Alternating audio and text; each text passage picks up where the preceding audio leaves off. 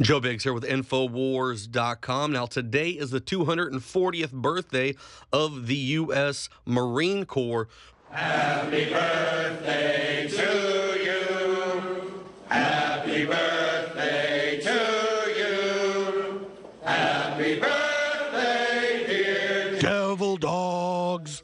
Happy birthday to you. Hoorah!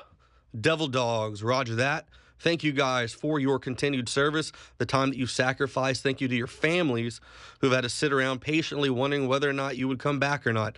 The stress involved with having a loved one deployed, training all the time in the field, that's a very huge burden to take on. And thank you to all you vets out there who continue to fight overseas and to fight for our freedoms back here. Also, don't forget, tomorrow is Veterans Day, November 11th. Now, a lot of you guys are going to have the opportunity to go out and get some free food, and people are going to come up and tell you thank you. But that's not what it's all about. You know, I heard some guy on Facebook today, he was complaining about how, oh, here we go, veterans are going to start changing their profile picture so everyone can thank them. Nah, hey, buddy, it's not about that. What it is so when I go on and see that, I can be like, oh, yeah, I forgot about that guy. Oh, Josh, what's he up to? Let me check in on Josh to make sure he's okay. What's going on, Garcia? You know, how's it going over here? Bruce, what's going on, guys? What's going on, Randy? Hey, you know, how are you guys feeling? Veterans don't need thank yous. What they need is for you to check on them and make sure they're okay, because there's a lot of things that these guys have to deal with overseas that most people back here just don't understand or will never have to go through in their entire lives. Now, in combat, you're going to get a lot of physical wounds, but you're going to get a lot of wounds that are hidden inside, stuffed with depression, suicidal thoughts, things like that. That's what you need to do tomorrow. Reach out to your buddies, check on them, make sure they're okay, and make sure that these guys are in good spirits and able to continue to do the fight that we need back here in America, in the homeland. So that's where we need our veterans right now. You've done your time overseas, you fought for this country, and we appreciate it. Now you need to get back here, get motivated, and get in the info war and do what you can to help us destroy these guys who are trying to take away our liberties. Because at the end of the day, don't take this for granted. It's not always going to be there unless patriots that have been overseas and the patriots who are back here continue to fight for those freedoms. This is something that we should not take for granted. So thank you to all the veterans. Thank you to the Marine Corps out there, the U.S. Army, the Navy, the Air Force, the Coast Guard, everybody. InfoWars gives you guys a big salute, and thank you for your service to this country.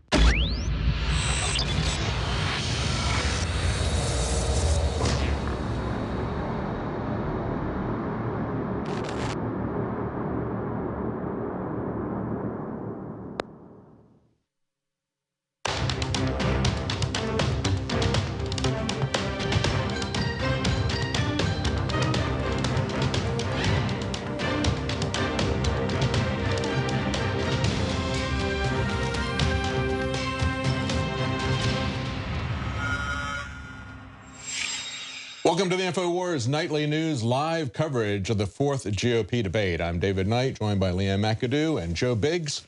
They are introducing the candidates right now. We're going to give you live commentary as it happens.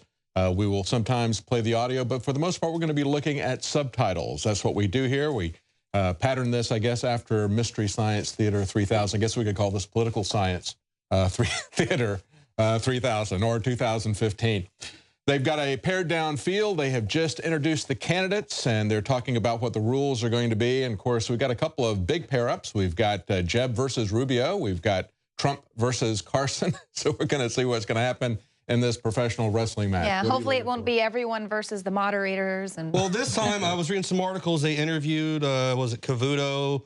And the lady, I can't think of her name right now, but they said they were going to keep a very small footprint, not be noticed that much, try to just get the questions out there and really let the candidates kind of talk about the issues. Well, we've heard that before. That's what they said, though. But yeah, let's see what happens. Let's see if they're going to completely, blindside, these guys with stupid questions, or are they just going to ignore Rand Paul? Are they going to do a lot of poking and jabbing? Or are we for once going to sit down and actually hear a real debate on issues and actually get a feel for what these candidates are going to do for our country? Well, the economy is their main theme tonight, and it is a very important topic that everyone needs to be talking about, focusing on, not fantasy football and everything all the distractions that we had in the They're last asking debate. them a question now about minimum wage, and of course it'll be interesting to see what the Republicans say, because, you know, hey, if minimum wage makes us prosperous, let's not stop at $15 an hour. Let's have $1,500 an hour. Let's see what they have to say about this. And one whose tax plan exempts couples making up to $50,000 a year from paying any federal income taxes at all.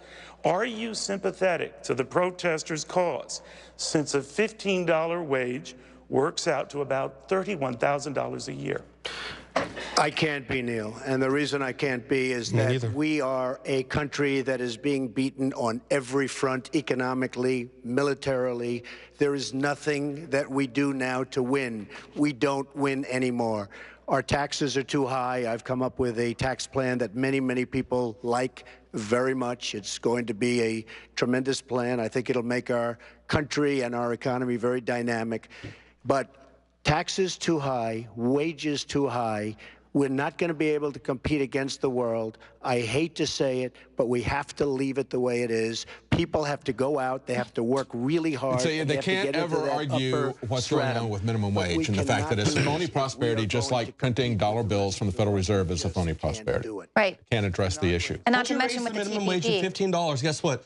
Your cheeseburgers at McDonald's, those, guess what? Those aren't going to be $1.99. Those are going to be like $4.50. And your job's going to get replaced by a robot. Everything will go up. And then guess what? You're going to start complaining, oh my God, my $15 an hour isn't enough. And then you're going to protest again for $20 an hour, then $30 an hour. Guess what? They're just going to keep raising prices. Well, they're just going to replace you with robots. Yeah, well, eventually, yeah, that's what's going to happen. But minimum wage increases are nothing but quantitative easing for the working class. That's all it is. It's phony prosperity. Now he's asking a question to Carson. I thought it was interesting that Donald Trump today released his U.S.-China relations reform, and he basically did an end-around of the TPP, which Carson endorsed within 24 hours. Pretty unbelievable that he could. He read it 3 times, didn't he? That's right. No, that'd be the Bible, equivalent to reading the Bible 3 times. Let's see what he has to say about jobs. People need to be educated on the minimum wage. Every time we raise the minimum wage, the number of jobless people increases. It's particularly a problem in the black community. Only 19.8% of black teenagers have a job. We're looking for one. You know, that's because of those high wages. If you lower those wages, well, it's also because of the open borders. You know, I can remember as a youngster. That's why most teenagers of any color don't have a starting job. It's going to illegal aliens who will work below minimum wage if necessary. Right, and who don't have to be paid benefits, health benefits. What I did gain from those jobs is a tremendous amount of experience and how to operate in the world and how to relate to different people and how to become a responsible individual. And that's what gave me what I needed to ascend the ladder of opportunity in this country. That's what we need to be thinking about. Right. How do we Joe allow Biggs, people weren't to you an ice cream scooper as well? I've done some random jobs. I used to pick up scraps on construction yards, like with this Italian guy, like Joe Gabone or whatever.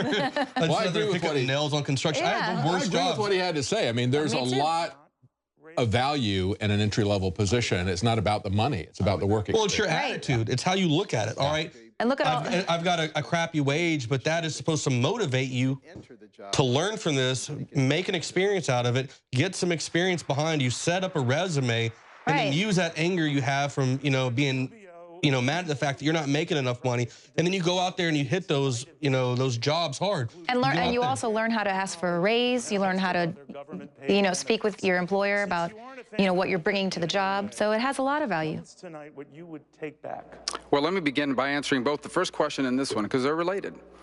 As I've said many times before, my parents were never rich people. My father was a bartender, my mother was a maid. They worked for a living, but they were successful people. Because despite the fact that they weren't well educated and had those jobs, they made enough money to buy a home in a safe and stable neighborhood, retire with dignity, leave all 4 of their children better off than themselves. We call that the American dream, but in fact it's a universal dream of a better life that people have all over the world. It is a reminder that every country in the world has rich people. What makes America special is that we have millions and millions of people that are not rich, that through hard work and perseverance are able to be successful. The problem is that today people are not successful working hard as ever because the economy is not providing jobs that pay enough. Rand Paul has pointed out all week that Rubio's positions are exactly the same as Hillary Clinton. so many issues, whether it's the TPP, whether it's foreign policy. His positions are the same as Hillary. That's why she's coming after him so hard. Yeah, but he has also inoculated himself against attacks from Jeb Bush. As Jeb Bush is imploding and collapsing, as he's ebbing, the donors are going to Marco Rubio, and so are the attacks going to Marco Rubio. So Marco Rubio put out a video saying, before the phony attacks began, and it's a clip of about 30 seconds of Jeb Bush saying wonderful things about Marco Rubio, that he would be a great president. That's a great way to inoculate himself. He's very, very clever, very slick guy, and he is no different from Hillary Clinton, folks. No different. I'm a welder. Welders make more money than philosophers. That is so true. Oh, my first paying job as a welder was like 60 grand. I mean, that's what you start off as. Yeah. Tell you what, the car mechanics in my neighborhood make a lot of money because I pay it to them like once a month. Right. But I mean, even everybody wants to be famous on Instagram, though. That's where the real value is. The thing with welding, though, I mean, you don't even have to just weld bridges or, you know, construction stuff, engineering, vehicles. You can do artwork and all that stuff, and people are going to pay a lot of money for great metal work. I mean, welders do awesome stuff. It's a hard thing to do, but I mean, if you can do it, man, you can make some good money. Will be the fastest growing part of the federal budget, tripling over the next 10 years. Social Security, the lifeline of millions of American seniors, is rushing toward insolvency. With all of the tax plans presented tonight, it's always been insolvent because it was never meant to be anything other than a Ponzi scheme, and now it's become, they're looting it for other purposes. What specific steps? How is Kasich still on the stage? How didn't he not go to the kids' table? Exactly. In the state of Ohio, they like him in the GOP establishment. I think he's like the guy from Office Space. He's been fired a long time ago. It just hasn't really gotten to him yet. He's kind of just still sitting there holding on to a stapler. Everything with stapler? He died of black lung. He was losing his eyesight. My mother's mother lived with us. She could barely speak English. You know, this is very interesting to set up these, you know, these stories about people around you and everything, but it doesn't address the issue. It doesn't say anything about what they're going to do or why they should do it. But back in the day that they used to have to walk through the snow backwards. So we should all know about suffering. Well, it's the same thing That's what's going to be going on in the future. It's the same thing they do on drugs. You had Carly Fiorina do it in the first debate. Then you've had Chris Christie get a viral video talking about a friend of his who ruined his life on prescription meds. And then you've got Jeb Bush now wanting to hold his daughter up as a pity party, saying, you know, she got addicted to alcohol and drugs. And so they use these kind of personal experiences to make a connection to the people, but they don't want to change the policies. When you look at Fiorina or Jeb or Christie, they want to change the policy? No. They want to continue with a failed war on drugs. Even though Christie says it's a failed war on drugs, he still wants to continue with it. You don't forget about the people who overdose, too, from marijuana. Remember, they talked about that last time. Yeah. That's right. There's a record number of Americans overdosing on a daily basis. They talk about tragic personal stories. Carly Fiorina, they're being productive. They're sitting around. They're doing stuff. I mean, that's horrible. Her stepdaughter, by the way, it was prescription pills. Yeah, exactly. So you never want to talk about that, but that's, you know, they talk about the tragic stories about prescription pills, alcohol, and then they pivot to marijuana as if that was the issue. Let's go to our Twitter board. We got Darren McBreen is taking your Twitter questions and comments. Darren? That's right. Darren McBreen coming to you live from the InfoWars studios here in Austin, Texas. Once again, we have our Twitter booth set up for you tonight. And you can send your questions and comments to @RealAlexJones. Be sure to use the hashtag GOPdebate. And I want to hear from you. I want to hear from all of you out there tonight. What do you think of this debate? Do you think this is going to be another Trump show? Or do you think that Ben Carson will finally step up to the plate like he did earlier this week when he destroyed Barack Obama during that live press conference? He also destroyed the mainstream media. So will that Ben Carson show up tonight, or will he deliver another snooze fest? Either way, it's going to be entertaining. There should be a lot of good hand signals. Never a dull moment when Donald Trump's in the house. What's that? There should be a lot of good hand signals going on. Yeah, well, I was going to say never a dull moment when Donald Trump is in the house. And, you know, this guy, it's always nice to see the mainstream media or the establishment, they freak out whenever Donald Trump goes off script. So let's get this party started. Real Alex Jones, hashtag GOP debate. So far, the moderators are, like they said, they've kept a small footprint. They're asking the questions. They're actually letting the candidates speak and say something. this could be the beginning of a new thing right now. Well, you know, that'll be 2 for 2 with Fox. Darren, you talked about Donald Trump going off script. He nailed Kasich in the last debate, pointing out that he, and he could also point out Jeb Bush, had been intricately involved with Lehman Brothers. He got the title that Kasich had wrong, but he got it right, that he made $500,000 selling junk bonds to pension plans, state pension plans. You want to talk about Social Security problems? Talk about that kind of thing, and that's exactly what Trump did. So we'll see if we have a moment like that. Powerful lever to spur economic expansion. You're calling for a 10% income tax and a 16% business tax. What other elements do you need in this plan to actually create jobs? Well, Maria, it's great to be with you. It's great to be here in Milwaukee. You know, the question you asked really, I think, is the most important question any of us can face, which is how do we get the economy growing? How do we bring back economic growth? Because economic growth, it's foundational to every other challenge we have. As you rightly noted, from 2008 to today, our economy has grown 1.2% a year on average. The Obama economy is a disaster, and the IMF is telling us this is a new normal. Yeah, we know it's a problem. It wasn't doing that great under Bush either, okay? Right. So we have this discussion every 4 years. They're not going to talk about what's on a lot of our minds, which is what's going on with the police and surveillance state, and what are they doing right now in secret with the Trans-Pacific Partnership, where they're not only screwing us with crony capitalism, you know, an agreement that's written in secret by multinational corporations, but they're also setting up a transnational committee that is going to govern us. I mean, they're not going to talk about that, are they? I'm pretty sure if Lindsey Graham was asked this question right now, how he would help the economy, it would be to send 25,000 troops to Iraq and Syria. He would do that immediately. What would Lindsey do? Well, you know, and the other part of this, too, is they all want to play, again, we had the same discussion last time, actually, even though they were asking him a lot of junk questions. I let them all talk about income tax rates and different brackets that they were going to set up. How about a zero tax bracket? We've had Cruz and many others say, we're going to get your taxes so low, we won't really even need an IRS. Well, yeah, they will need an IRS. It won't be as intrusive, but you could get it down to a zero personal income tax if you would be willing to live with a government the size it was in 2004. It's just that simple. That's all you have to do, but they're not about to do anything that radical. Can't go back to a government that we had 10 years ago.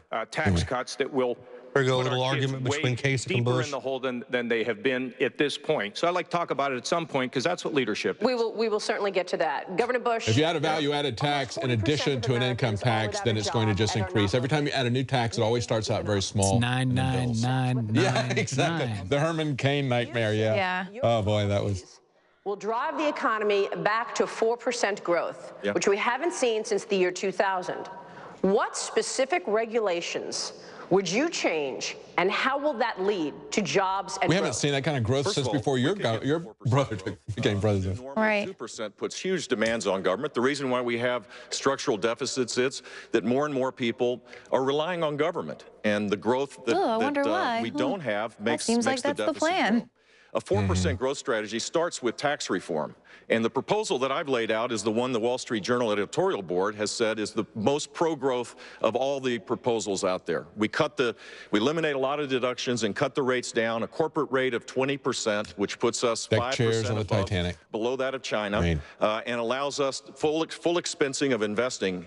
It would create an explosion of investment back into this country, creating higher wage jobs. And so that's part of it. On the regulatory side, I think we need to repeal every rule that Barack Obama has in terms of work in progress. Every one of them. And start over. For those that are already in existence, just make sure we never get anything done. That was on his checklist of how to get the crowd to respond and for him to get a clap. Bash Obama at least once. Yeah, you bash Obama, you praise Reagan. The United States Act, which is going to be devastating for agriculture and many industries, we should repeal that. We should repeal the rules because the economic costs of this far exceed the social benefit. And if we're serious about being serious about high growth, then we have to recognize that small businesses right now, more of them are closing than are. I'm surprised that nobody has laid into Marco Rubio about his H-1B visa program support and the fact that you know, he's bringing in workers working with Chucky Schumer of all people. So it's the Schumer-Rubio amnesty bill, but the H-1B visa is a really big issue for Rubio. That's the visa program where they say that they're going to bring in technical workers, that they can't find them here in America. But of course, we saw a very good example at Walt Disney World where it wasn't workers that they couldn't find here in America. They had the Disney IT people training their replacements coming from India. They brought them in at a much cheaper wage rate, doing it as a contract employee. They know how to get around these rules, but of course, Marco Rubio still put out the same tired explanation for this, saying that they had a skills gap. That's the term that Microsoft and other companies use. It was just this summer that Microsoft laid off 8,000 employees in addition to the 18,000 they had previously, and they're replacing a lot of those with cheaper foreign workers. You know, and Jeb likes to talk about why people are so into government. He's big into government. Yeah. Right. He made a lot of money on Affordable Care. He's got the Obama phones. Yeah.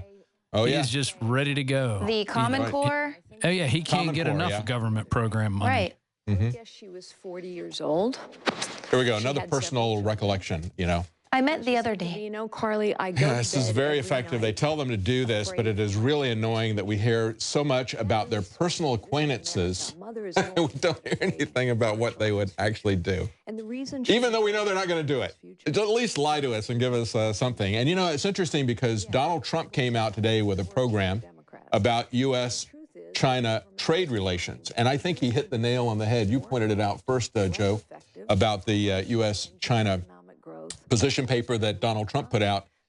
Everybody else is going to TPP, and they say we have to pass TPP because we need Asian trading partners to counteract China. And I thought it was brilliant of Trump to say, no, the real problem is China. The real problem is the China price, currency manipulation, taking of intellectual property, because that's a big push on the TPP as well, saying that we're going to change copyright rules and that sort of thing. And using that, however, when they talk about that with the TPP, they use those rules to take control of the internet. So they start out with that, and then they pivot to something different.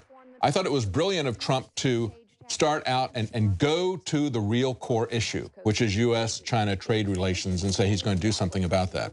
has done. We need to do a top-to-bottom review of every single $0 budget balancing. on the books. That hasn't Actually been done in reform the 50 tax years. code. We need to pass the REINS Act, so Congress is in charge of regulation, not nameless, faceless bureaucrats accountable to no one. We become a nation of rules, not a nation of laws. And finally, we actually, yes, have to hold government officials accountable for their performance. All this has to be done, and the citizens of this nation must help a President Fiorina. This is when Trump should step in and say, hey, shush. Thank you. That's kind of what she got right there. Well, although they're cheering her right now, that's got to be canned applause. But she goes to a New Hampshire rally and asks for questions, and there's nothing. She gets crickets. She got an 8-year-old. She sat there and she talked to an 8-year-old, and as I point out, she had tens of people there. I mean, it's like Rick Santorum. And one 8-year-old asked her a question. She took her time with that 8-year-old, and then nobody else had anything to say, Rob. That's exactly it. Does it matter at all that the gap between the rich and everyone else is widening? Absolutely, and I think that we ought to look where income inequality seems to be the worst. It seems to be worst in cities run by Democrats, governors of states run by Democrats, and countries currently run by Democrats. So the thing is, let's look for root causes. But I would also lay some blame at the feet of the Federal Reserve. I think the Federal Reserve has made this problem worse. By artificially keeping interest rates below the market rate, average ordinary citizens have a tough time earning interest, have a tough time making money. They're actually talking now about negative interest. The money as it's created through quantitative easing or other means tends to start out in the big banks in New York. And because we're now paying interest for them to keep the money there, much of that money has not filtered out into the economy. So what we're finding is there is increased. Nope, just lost the feed there. And that was, we also find that as the Federal Reserve destroys the value of the currency. Don't talk about the Fed, Rand. If you make $20,000 a year and you have 3 or 4 kids and you're trying to get what's going on. They're like, oh, hit the button. Don't talk to Rand. The red button, that's when you use the it. value of the dollar shrinks. As money bags jumped in there. The worst. So really, we need to re-examine whether we want a Federal Reserve that's involved so much in determining interest rates. We also need to look at root causes as to what caused the housing boom and the housing collapse. But the bottom line is, if you want less income inequality, move to a city with a Republican mayor or a state with a Republican governor. Thank you, sir. Well, and of course, the not only has your dollar shrunk, it shrank 99% over the first 100 years that the Fed was in there. There's not too much further they can go. I guess we can start going into. So far, they're doing they're handling the debate very well. Yeah, they're letting people talk. They're getting some issues out there for once. Well, they were very worried about. They went to a break really fast. Press. Yeah. Let's go to a quick break, and we'll be right back.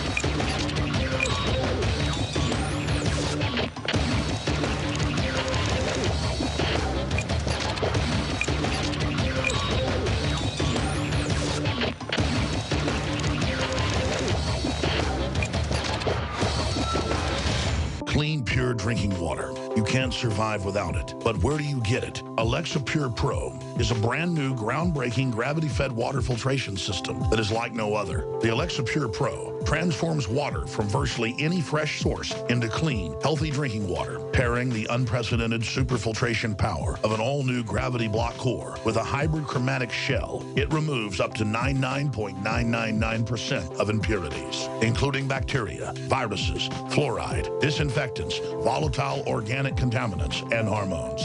Filter capacity up to 5,000 gallons. Stainless steel construction, easy assembly, low maintenance. Replacement filters are simple to install. And now, as part of an exclusive limited time introductory offer, you can save $20 off the retail price and get free shipping. This is a limited time offer, so order your unit today and receive free shipping and $20 off. Go to InfoWarsStore.com or call 888-253-3139. The knowledge of the ancients, tried and true, trusted herbs and extracts fused with the latest nutraceutical science. Introducing the all-new Ancient Defense Herbal Immunity Blend, crafted with over 14 key ancient herbs and extracts to supercharge and prepare your body for what experts admit is the most dangerous season of the year. We have rejected hundreds of other formulations in our quest to bring you what is simply the most powerful and comprehensive proprietary formula that we have ever created in the realm of herbal immunity. For the last 2 years, our team has been working with top doctors, nutritionists, and chemists to develop the ultimate nutraceutical formulation. Experience the benefits of combining over 14 ancient herbs and extracts with exciting new advances in nutraceutical science. Now is the time to secure Ancient Defense for you and your family. Visit AncientDefense.com or call 888-253-3139. That's AncientDefense.com. Introducing Secret 12, the new InfoWars Life Vitamin B12 formulation. Most forms of vitamin B12 are highly processed and synthetic and cannot be properly absorbed by the body. That's why for real results, so many are having to turn to painful B12 injections, which are known to have higher absorption rates. Now, InfoWarsLife.com is excited to announce that we can bring you our most bioactive, powerful form of B12 that has been developed with our exclusive perfected process. Secret 12 is a binary of nutramedical-grade, bioavailable coenzyme forms of B12, methylcobalamin, the same kind used in B12 injections, and adenosylcobalamin. Secret 12 is simply taken by mouth, right on the tongue, and then swallowed. No needles, no injections. Don't take my word for it. Try it for yourself. Discover the secret. Secret 12. Secure your revolutionary Secret 12 formula right now at InfoWarsLife.com or call 888-253-3139.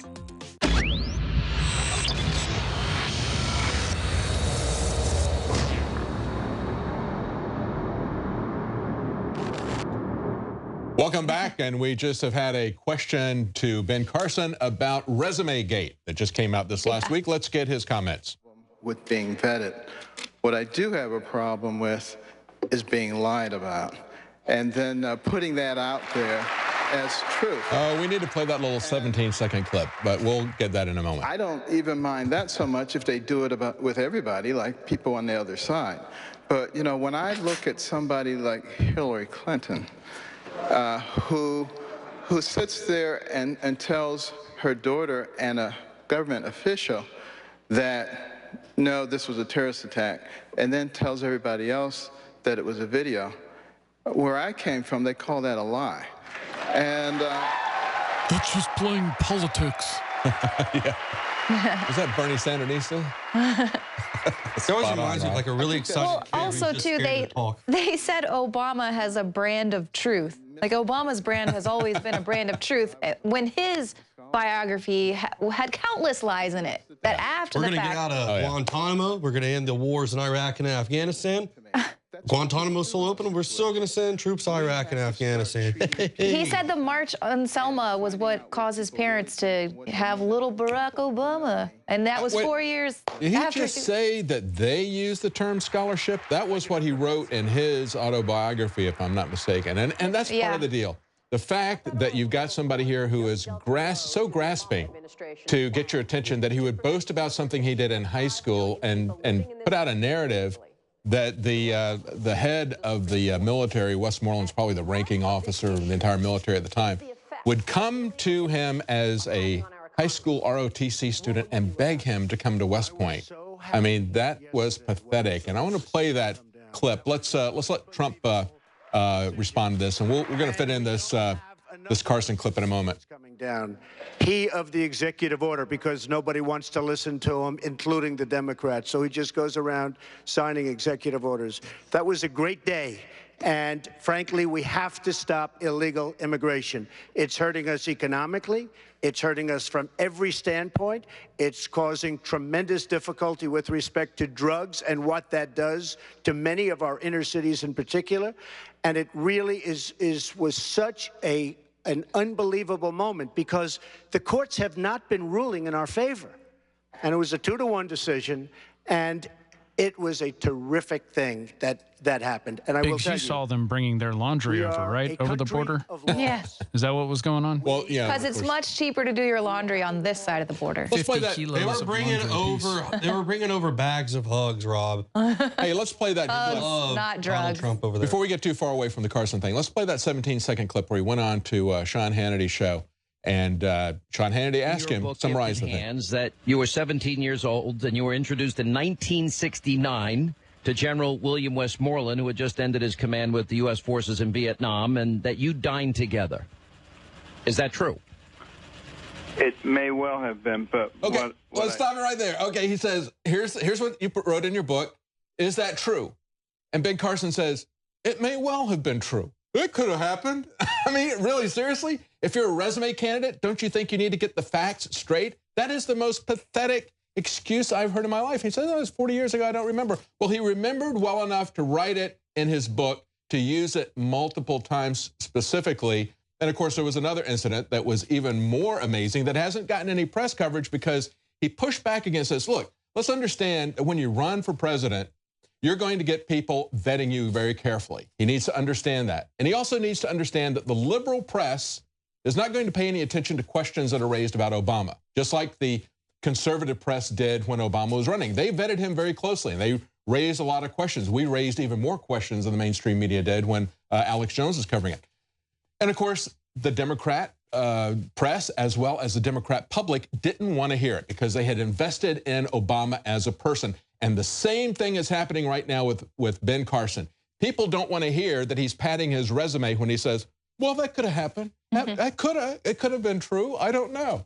I mean, that's off of his resume. People understand is if they just fess up and go, yep, I screwed up, my bad. All right, my bad, I apologize, and move on. People can be sympathetic to that and move on from that. But it's when people start ducking and dodging and go, well, I don't know if I said that, or maybe I said that. See, well, even the news anchor, who was the news anchor that was embellishing everything? Oh, the guy that was in Afghanistan with me? Yes. Brian Williams? Yeah, Brian Williams. I mean, Brian Williams killed 3 or 4 Taliban with me on mission, apparently. And he was the iceberg that sunk the Titanic. Darren McBreen had a great Even he got a job back, though. It showed Brian Williams, and it said, I went to West Point with Ben Carson. That was a great one.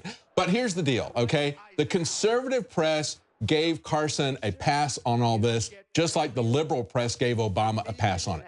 And the conservative public is giving Carson a pass on this, just like the liberal public gave Obama a pass on this. What this is a tale of blind partisanship. Let's go to what's happening now between Kasich and Trump.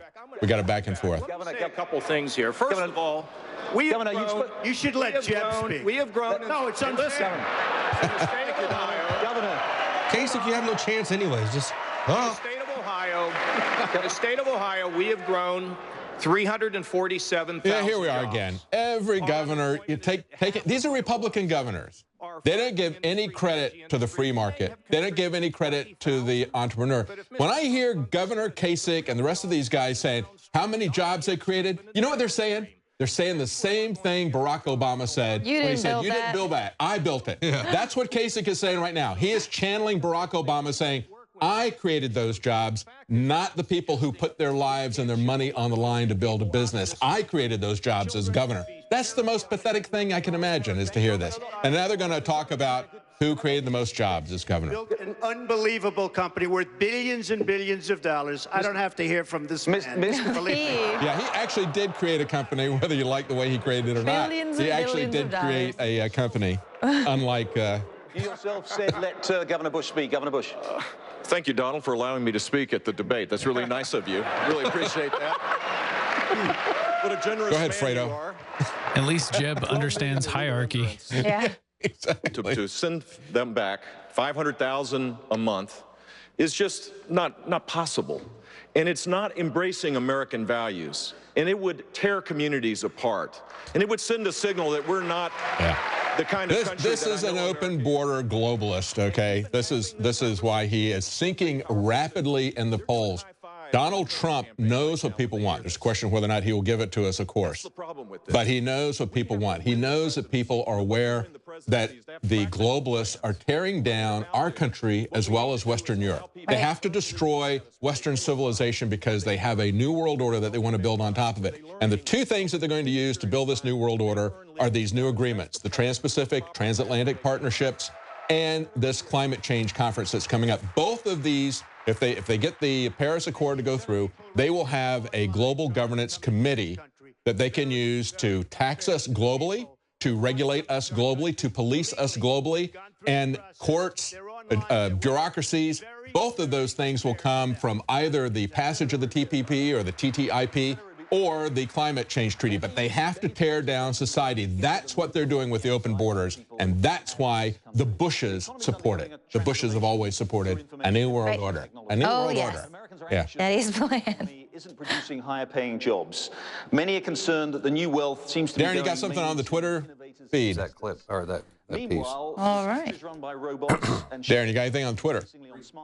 Well, not necessarily on Twitter. I was just making an observation. It's funny to watch Jeb Bush struggle when he's trying to go after Donald Trump. And don't forget, it was Jeb who he sent in one of his own. He tried to sabotage Donald Trump's campaign. Remember when he sent in one of his own staff members to infiltrate the audience? And she tried to embarrass Donald Trump. Well, it backfired on him big time because Jeb, much like his brother George W., well, he isn't too bright. Yeah. Right? Because, I mean, people recognized her. It wasn't before too long. Her picture, her face was all over the internet and social media, so they recognized what he was doing, and it backfired on him big time. Well, yeah, I forgot about that. Sunshine as a kid. Not only that. They called him Jeb, and he earned it. Darren, remember the last debate? And they were talking about how Marco Rubio had the qualifications of Obama. He was a part-time senator. He hasn't even finished a single term, so he's just like Obama. They were going to paint him that way. Remember, they had Mommy and Daddy bring everybody on the Sunday before the debate to their home so they could make the case for it. And they gave a PowerPoint presentation, and then he attacked Rubio. He was stupid enough to attack Rubio after telegraphing the way he was going to come after him. And so Rubio was prepared for that. That's right. And then when he got his head handed to him, then he came out later that week and they leaked 150 pages of PowerPoint presentations that supposedly were secret and they don't know what staffers did it. No, that was just dirty politics to air that laundry in public about what they didn't like about Rubio. And Rubio's got some questionable things in his background. The credit card, the GOP credit card use in Florida, that looks very incriminating from a corruption standpoint. But they threw all that stuff out there. You know, Darren, he said in the first debate, he said they called him Vito Corleone because he vetoed bills. Yeah, Vito Corleone. Yep. Actually, I think he said it like the cracker senator in the movie, Corleone. That's the way he put it. But I said, no, he's actually more like Fredo. You know, that's right. More like Fred. Well, they definitely seem to be up to the old Bush family dirty tricks. Yes. You know, almost like Karl Rove is in charge of his campaign, and that's what it looks like to me. Oh yeah. They call me Vito Corleone, and I earned it. I'm interested to see Roger Stone's book on Jeb Bush. He's going to release that 10 days before the New Hampshire primary, and it's Jeb and the Bush crime family. That ought to be a howler. That have benefits grow more slowly, and we should allow them to keep a portion of their taxes in a personal account that they control and can pass on to their kids. I said for future retirees, as you said. Raise the retirement age. Now, I want to go back to the discussion. Just treat us like adults. Keep their taxes in personal accounts they can control for the future. Oh, we've heard that. Because if Republicans join Democrats as the party of amnesty, we will lose. Yep. Just like Jeb is plunging in the polls right now.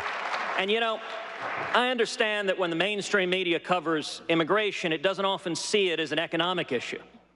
But I can tell you, for millions of Americans at home watching this, it is a very personal economic issue.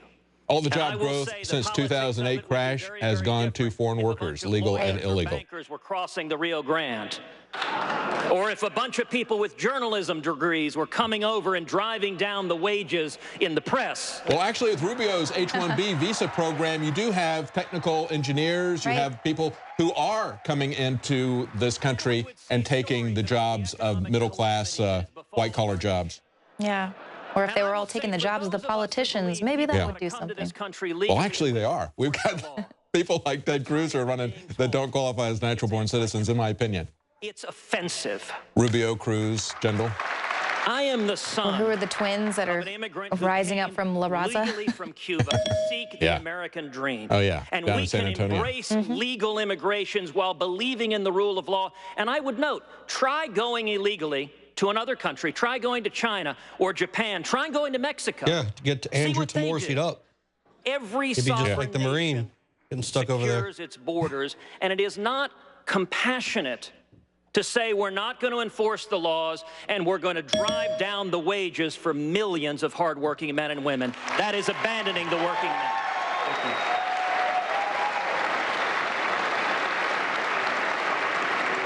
you. We go back to Facebook. Jeb Bush cannot get himself away from things that are anathema to the Republican base. That's why he is at 4% and falling. He loves open borders. He loves Common Core. His family has been one of the earliest supporters of Planned Parenthood. His great-grandfather was treasurer when Margaret Sanger first rolled Planned Parenthood out as a new organization, changing the name and going national for their first fundraiser. He was a treasurer, his grandfather. So, and of course, he gave $10 million and a foundation that he was sitting on the board to Planned Parenthood, but then talked about how he'd cut spending from the state government to Planned Parenthood. It was $300,000, but he gave 30 times that amount with a foundation that he and Bill Gates had, and he defended it by saying, but we were promoting Common Core. It's like he is so out of touch with the American public, with the GOP base. It's pathetic. Bulking up to deal with big government. See, that's what happens. As government gets bigger and bigger, and it has been for 50 years under Republicans and Democrats alike, then businesses have to bulk up to deal with big government. So we have to repeal it. It's tens of thousands of pages long. No one can possibly understand it, except the big companies, the lawyers, the accountants, the lobbyists that they hire to protect their interests. Then we have to give back to states the responsibility to manage I understand the tax code. Yeah. I do. I understand it's all a fraud. Yeah. Right. Yeah. Health insurance is always When it's sufficiently complex, it's the same as having no law at all. And that's the point of the income tax. It's not about revenue. It's about controlling you. And they could very easily, as I pointed out, it was Harry Brown that made this case when he was running as Libertarian candidate for president, did it twice. And each time he said, you know, what would you have to do to completely get rid of the personal income tax? And the way the numbers work out right now, you'd have to go back to government that's the size it was 11 years ago. I mean, that's the fraud that's being perpetrated on everybody by these candidates who say that they want to get rid of the IRS, that they want to cut your taxes. They want to play with the rates. They want to treat you like a child, confiscating your money and then handing it back to you as if you're a child on an allowance. And that's what they're doing with the manipulation of the income tax rates. That's what they're doing with Social Security, confiscating your money, and then when you're old and you're retired and sick and on a pension, you can't work, then they jerk that chain around. And they have total mobsters there at the IRS that are calling and harassing you about any little tiny mistake you might make. I owed like $100 once, and I got upset with the guy. And then when I got my letter back a few months later, they're like, "Oh, we decided it was $250." Well, see, just because I got mouthy with the guy. The IRS is a good example of how all these bureaucracies are out of control, because they began writing their own regulations, their own rules, doing their own enforcement, and setting it up as a civil action so that you are guilty and you have to prove your innocence. They can assess any income amount that they want to you, and you have to prove your innocence in this. And that's what everybody else has done. The EPA, the BLM, all these different agencies have done the same thing. Joe Bannister used to come on and tell us that he would never get challenged by people. He would tell them what they owed him, and nobody ever challenged him. That's right. He was like, you have the complete right to challenge anything we present you, and nobody ever did. Nobody ever took the initiative. Well, of course, I can believe that, because look, nobody challenges these people. Right. We don't challenge them on anything they do. They can put their hands on us now whenever we travel. They can do anything they wish to us. We have absolutely no respect for ourselves as human beings. This is worse. We just watched a World War II Nazi film the other day, and the way that we're treated is worse than the Nazis treated people in occupied countries. I mean, that's the way that we're being treated by, it's not just your identity papers. No, it's like, give me your identity papers, and get over here, I'm going to put my hands on you, and if you move... Your biometric information. Yeah. It's kind of like this. Bring that up. Here we go. It's kind of how they are to us. Hey, I'm here to help. As a matter of fact... Need some inspiration. Joe may still be waiting in the wings. Roger Stone said yesterday when we interviewed him that he didn't think that Biden was gone for good. He's waiting in the wings to see what happens to Hillary Clinton, and he'll come back in a heartbeat if they indict her. And, of course, they did say today there was another indication on the Drudge Report that there's a real FBI investigation. They're going to go to break. We're going to go to a quick break, and we'll be right back with live coverage and commentary of this fourth GOP debate. Your liver can be full of fatty deposits, built-up toxins, and even dangerous objects known as liver stones. We worked with the top developers in the field of detox to take tried and true herbs and other compounds known to safely cleanse the liver and fused it with the latest research and technological development on concentrating these ingredients to give you the maximum effect. Liver Shield is the only liver support product on the market that uses a patented Spigirex blend of powerful organic herbs that support detoxification. And when you visit InfoWarsLife.com, see the instructional video on how to do a 6-day liver detox. This isn't a game, and let me tell you, the results are dramatic. Liver Shield is totally organic and made of the safest high-quality herbs. But that said, you need to consult your physician before you do the full detox. Liver Shield can also be used daily by itself for overall upkeep of the liver. Secure your Liver Shield today exclusively at InfoWarsLife.com for the lowest price available. That's InfoWarsLife.com, or call 888-253-3139. Brain Force is here. Ladies and gentlemen, I've been on this the last few months. You probably noticed I've been more crazed, more focused, less brain fog, more energy, more special reports, and it's because of Brain Force. One of the worst things with most energy products is it's not sustainable, right? You're going to crash and going to feel really bad afterwards. This has a bunch of different antioxidants and compounds and polyphenols. Everybody's on these drugs to knock their brain out because the brain's so fried. We kept changing this formula over and over and over again until it became sort of a grand puzzle. For example, the L-theanine inside of it, that is activated by the different compounds in the yerba mate that we put inside of it as well. This just increases the compounds you already have. This is what you're actually designed to run on. Exactly. It's kind of like a car will run on one form of junkie gas, but it runs really good on what it's designed for. You will find Brain Force, Survival Shield X2, and other game-changing products at InfoWarsLife.com or call 888-253-3139. And it's that type of behavior that spurred me to do the research to develop a true nutraceutical formula that was designed to smooth out and help children focus. All of our children are hit with modern mind control. Television, music, fast food, GMOs, sugars, you name it. Young humans have not yet developed their nervous system and are being hammered daily by globalist concoctions. It's no wonder they can't focus and calm down and then are put on dangerous psychotropic drugs. Working with my team, we set out to find the best formula with the highest quality ingredients that children would actually like and take. We worked with the leading manufacturer in nutritional supplements that are safe for children to bring you the most affordable and powerful calming formula out there. Introducing Child Ease with herbs and calming extracts like chamomile and lemon balm and essential nutrients that taste great. Obtain your Child Ease today at InfoWarsLife.com. That's Child Ease exclusively at InfoWarsLife.com. Knockout is back. If you want a product that has 10 known ingredients that naturally get your body to relax, your brain to relax, so you get deep, restful sleep, Knockout's it. InfoWarsLife.com. L-theanine, hops flower extract, lemon balm extract, valerian root extract, chamomile flower extract, L-tryptophan extract, melatonin, and more. All organic, all the natural sources. It's the same price as leading brands of melatonin that are 3 milligrams a piece. It has 3 milligrams, the standard recommended dose for an adult. It's got the GABA, so it would probably cost $50 to take all this as separate pills. It's $19.95. You take 1 or 2 of these, and it just is really clean, restful sleep is what the reviews are. It's what I've experienced. And it just synergistically puts everything in there. InfoWarsLife.com. That's InfoWarsLife.com. Or call 888-253-3139. Welcome back to live coverage of the InfoWars Nightly News. I'm David Knight with Leanne McAdoo and Joe Biggs. They're now asking yet another question about taxes and tax rates. Let's go back and hear Carson's response to a flat 10% tax rate. Yeah. Well, they were saying the tithe in the Bible, and so he's like, well, that's what Trump wants to do, too. So which plan would God accept? I don't see how anything gets a whole lot fairer than that. But you also have to get rid of zero. All the How about zero proportional taxes? Because that's the thing that tilts it in one direction or another. And you have to set the rate at an appropriate level. Now, I will say that there are a lot of people who say if you get rid of the deductions, you ruin the American dream because, you know, home mortgage deduction.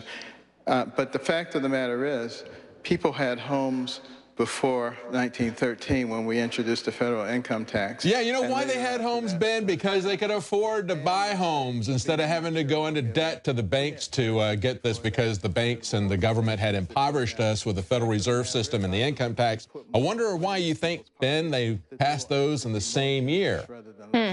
Yeah.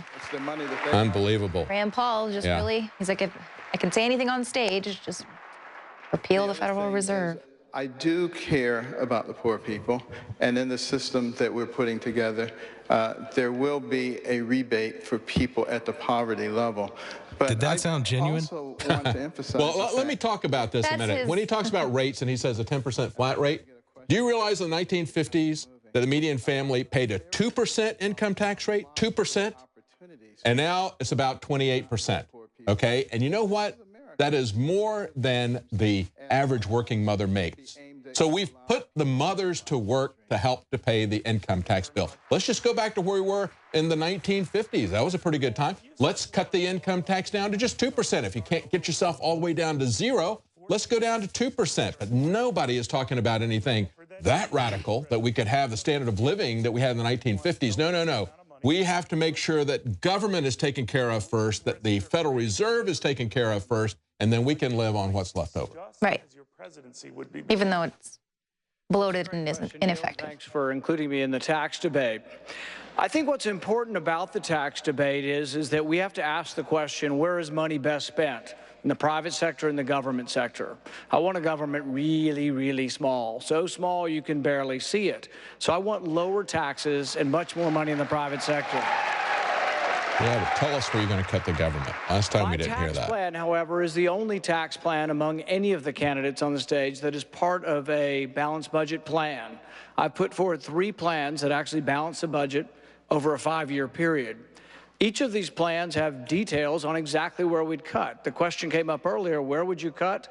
Nobody likes to say where they would cut. I've put pencil to paper and done 3 budgets that actually balance. I'm also in favor of a plan called the penny plan, where we'd just cut 1% across the board, and that budget actually balances in less than 5 years. So I think what's extraordinary about my tax plan is it is in the context of balancing the budget. What's also extraordinary about my tax plan is it gets rid of the payroll tax. Democrats demagogue this issue to death. And when they do, they say, oh, a millionaire would get a bigger tax cut than someone making $10,000. That's proportionality, as Ben's trying to explain to folks. But the thing is if we get rid of the payroll tax, everybody's going to get a tax cut. And this is something that I think the public at large will support and could win an election. The payroll tax is most regressive, if you want to use the language of the progressives, because it taxes people that make $100,000 or so less 15%, and the people who make above that don't pay that. For Social Security, and there would be 2 remaining deductions: home mortgage and charity. Thank you, Senator. Thank you. We don't want to go against the realtor lobby. There isn't anyone in this audience or watching. Well, so many homeowners, I mean, that's all they understand is. That's right. That's right. Very important. You're going to lose if you come after the home mortgage deduction. Right. People want their taxes. They want to be taxed so they can have that home mortgage deduction. Right. You propose without running up debt and deficits.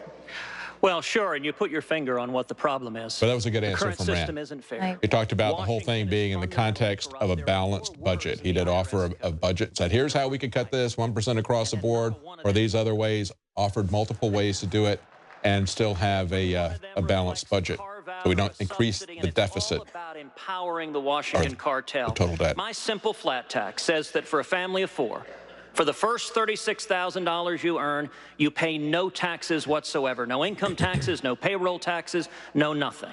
Above that, every American pays 10% across the board, a flat, fair tax, which means that no longer do you have hedge fund billionaires paying a lower tax rate than their secretaries.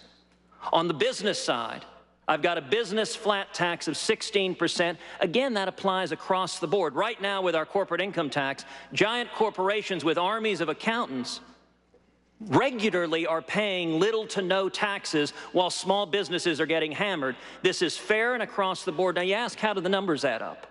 I would encourage folks, if you go to our website, tedcruz.org, we have the specific numbers on the website. This plan eliminates the payroll tax, eliminates the death tax, eliminates the corporate income tax, and it abolishes the IRS. And the effect of that is incredible economic growth. It means every income group will see double-digit increases from the very poorest to the very weakest of at least 14%. I mean, the IRS is such a huge goon agency. How would they harass any of their political adversaries? Well, and understand that they increased the IRS dramatically just to hit us with Obamacare. Right. See, that illustrates the fact that they use it as an enforcement arm and as a political tool. I mean, all the stuff that we've had about the scandals at the IRS, they're going after people for political purposes. But they also want to use it to force you to buy Obamacare, which they don't have any authority under the Constitution to do in the first place. But it's an enforcement arm. It's a method of control. And I'm still upset that none of these guys wants to eliminate it completely. It really isn't that hard. Just had Peter Schiff on. His dad was a political prisoner for many years just for opposing and writing books about the IRS. Oh, yeah. They put him in jail. It's a game. And he got very sick and ended up paying the ultimate price for standing up. But sometimes that's what I guess that's the price you have to pay if you really believe in your convictions. It's a game. I remember seeing Peter Schiff at Republican national conventions, and he would essentially stand on a soapbox and read from the IRS code. And he was, railing and like, look at what they say here, and then they say here, and then so that means that, he was preaching it. I mean, he was like Lenny Bruce, always staying up there talking, and they could not shut him up. They had to send him to prison, and they sent him to prison for publishing a book. Isn't that amazing? That's going to happen a lot, though. They're going to send people to prison for putting in links on the internet. They're going to send people to prison for wearing the wrong Halloween costume. Right. I mean, that's going to happen in 2 years' time. Somebody's going to have a sombrero on, and they're going to be in jail. They're or already kicked out of their school. Yeah, I mean, they're already prepping the youth to accept this totalitarianism. It's crazy to see what's going on. Everybody's come through again, and they've got their income tax brackets, they got their percentages and all this other kind of stuff. I think it was very interesting what Donald Trump did today. And I'm not a fan of Trump, I'm a supporter of Trump, but he does some things right. And I think he gets credit for taking the discussions about the TPP and moving it to the core of the issue, as I mentioned earlier, U.S.-China relations. Here he is, Fredo's talking again. Of course it's the highest priority. If we don't do that, we're stuck with the new normal. Hard as I can to make sure we shift power away from Washington. We just got to get Sure, I used bet to you're it. going to get right on that, Jeb. Means declining income for the middle class. It means more than 6 million people are stuck in poverty than the day that Barack Obama was inaugurated. It means more demands on government. Let's talk about what Donald Trump said, because he actually had something new to bring to the debate. And he started out this position paper on U.S.-China trade relationship. And he talked about what we were told 15 years ago. He says in January 2000, President Clinton boldly promised China's inclusion in the World Trade Organization, a good deal for America, he said. Our products will gain better access to China's markets, every sector from agriculture to telecommunications to automobiles, but China gains no new market access to the United States. That's what Bill Clinton said in 2000. Did that happen? No. Nope. Trump goes on to point out we've had 50,000 factories and close and tens of millions of jobs have been lost. And then he goes through and he talks about what the core issue is. The core issue is China. China is where most of the jobs are going. They're becoming the creditor nation. We have become the debtor nation. And he points out the points of the China price, currency manipulation, violating intellectual property theft, intellectual property theft. And we've talked about this, how even the big corporations have to turn over, it's kind of a blackmail to do business in China. You have to turn over your patents, your plans to Chinese companies who then steal them. And sell, whatever you've done, your proprietary information there, then they sell it for pennies on the dollar. Exactly. So things like currency manipulation, intellectual property theft, export subsidies, slave labor, all of this sort of thing. He attacks the problem. That truly is a problem. I don't know what he's going to do to solve it, but he's the only politician who is even talking about what the true problem is. Everybody else is offering you a false solution with the TPP. But then he does, at the very end, come up with a ridiculous statement. He says, in addition to this, he's going to lower the corporate tax rate to 15%, lower taxes. He's going to attack the debt and the deficit. How's he going to do that? Well, he's going to strengthen the U.S. military at the same time. You can't do that. We saw that happen with Reagan. He's going for the Reagan Democrats, but he's also following the same formula that we saw Ronald Reagan do that caused the deficit to explode each year and the debt to increase. Let's go to Darren. Darren, you got something at the Twitter wall? Well, yeah, I thought this was interesting. This is from Fox Business, a tweet from Fox Business. But this is a quote from Donald Trump. If you think walls don't work, all you have to do is ask Israel. So he's talking about the whole immigrant situation. And check this out. Other people want to know why there hasn't been a question for Darth Vader yet. Who's Darth Vader? Yeah. Maybe he hasn't been asked a single question. Crush the rebellion. Not one question tonight. Not one question for Darth Vader. Yep. Maybe they're saving that for the end. That could be. It could be. Yeah. Okay. All right. Let's see what Marco Rubio is telling us. He's telling us about kids going to college. We all want kids to go to college, don't we? Actually, I don't want my kids going to college because no, especially not now. Yeah, it's just all socialism propaganda. Yeah. We have to decide what is conservative and what isn't conservative. Is it fiscally conservative to have $1 trillion expenditure? We're not talking about giving people back their tax money. He's talking about giving people money they didn't pay. It's a welfare transfer payment. So here's what we have. See, that's why Rubio is exactly like Clinton, even on this, even on college. A new welfare program that's a refundable tax credit. Add that to Marco's plan for $1 trillion in new military spending, and you get something that looks to me not very conservative. Thank you. Yes. He is one of the only fiscal conservatives on stage. He nailed it. Excuse me, I get to respond. Very quickly, Senator. No, I get my 60 seconds to respond. He's talking about my tax plan. Please. So let me begin with this. I actually believe, first of all, this is their money. They do pay. It is refundable, not just against the taxes they pay to the government, but also on their federal income tax. It's refundable against the payroll tax. Everyone pays payroll tax. This is their money. This is not our money. And here's what I don't understand. If you invest that money in a piece of dole it out to them if they meet certain conditions that we specify. You have to write it off your taxes. But if you invest it in your children, in the future of America, in strengthening your family. Yeah, but what if you don't have kids? Or what if, like me, I already have for school? I mean, that doesn't help me. And yes, I do want to rebuild the American military. I know that Rand is a committed isolationist. I'm not. I believe the world is a stronger and a better place. Yeah, he's a warmonger. He wants to go to war everywhere, and he's being applauded in the Republican How is it conservative to add $1 trillion expenditure for the federal government that you're not paying for? How is it conservative? How is it conservative to add $1 trillion in military expenditures? You cannot be a conservative if you're going to keep promoting new programs that you're not going to pay for. Yes, exactly. Exactly. No, he's going to pay for it. He's going to import workers with his H-1B visa program for Microsoft and the big corporations. Beheading people and crucifying Christians. A radical Shia cleric that we funded. Yeah, right. We created it. Where did that come from? Yeah. Yeah, we've got to go more war. And let's import them to Europe and other places and bring them in without vetting them. Doesn't it take $4 billion worth of bombs to knock down a $20 shed? So I mean, yeah, it's like $4 billion for like a couple jets. It's like $40,000 for a bomb, and all to take out like a $10 tin shed out in the middle of the coast province in Afghanistan.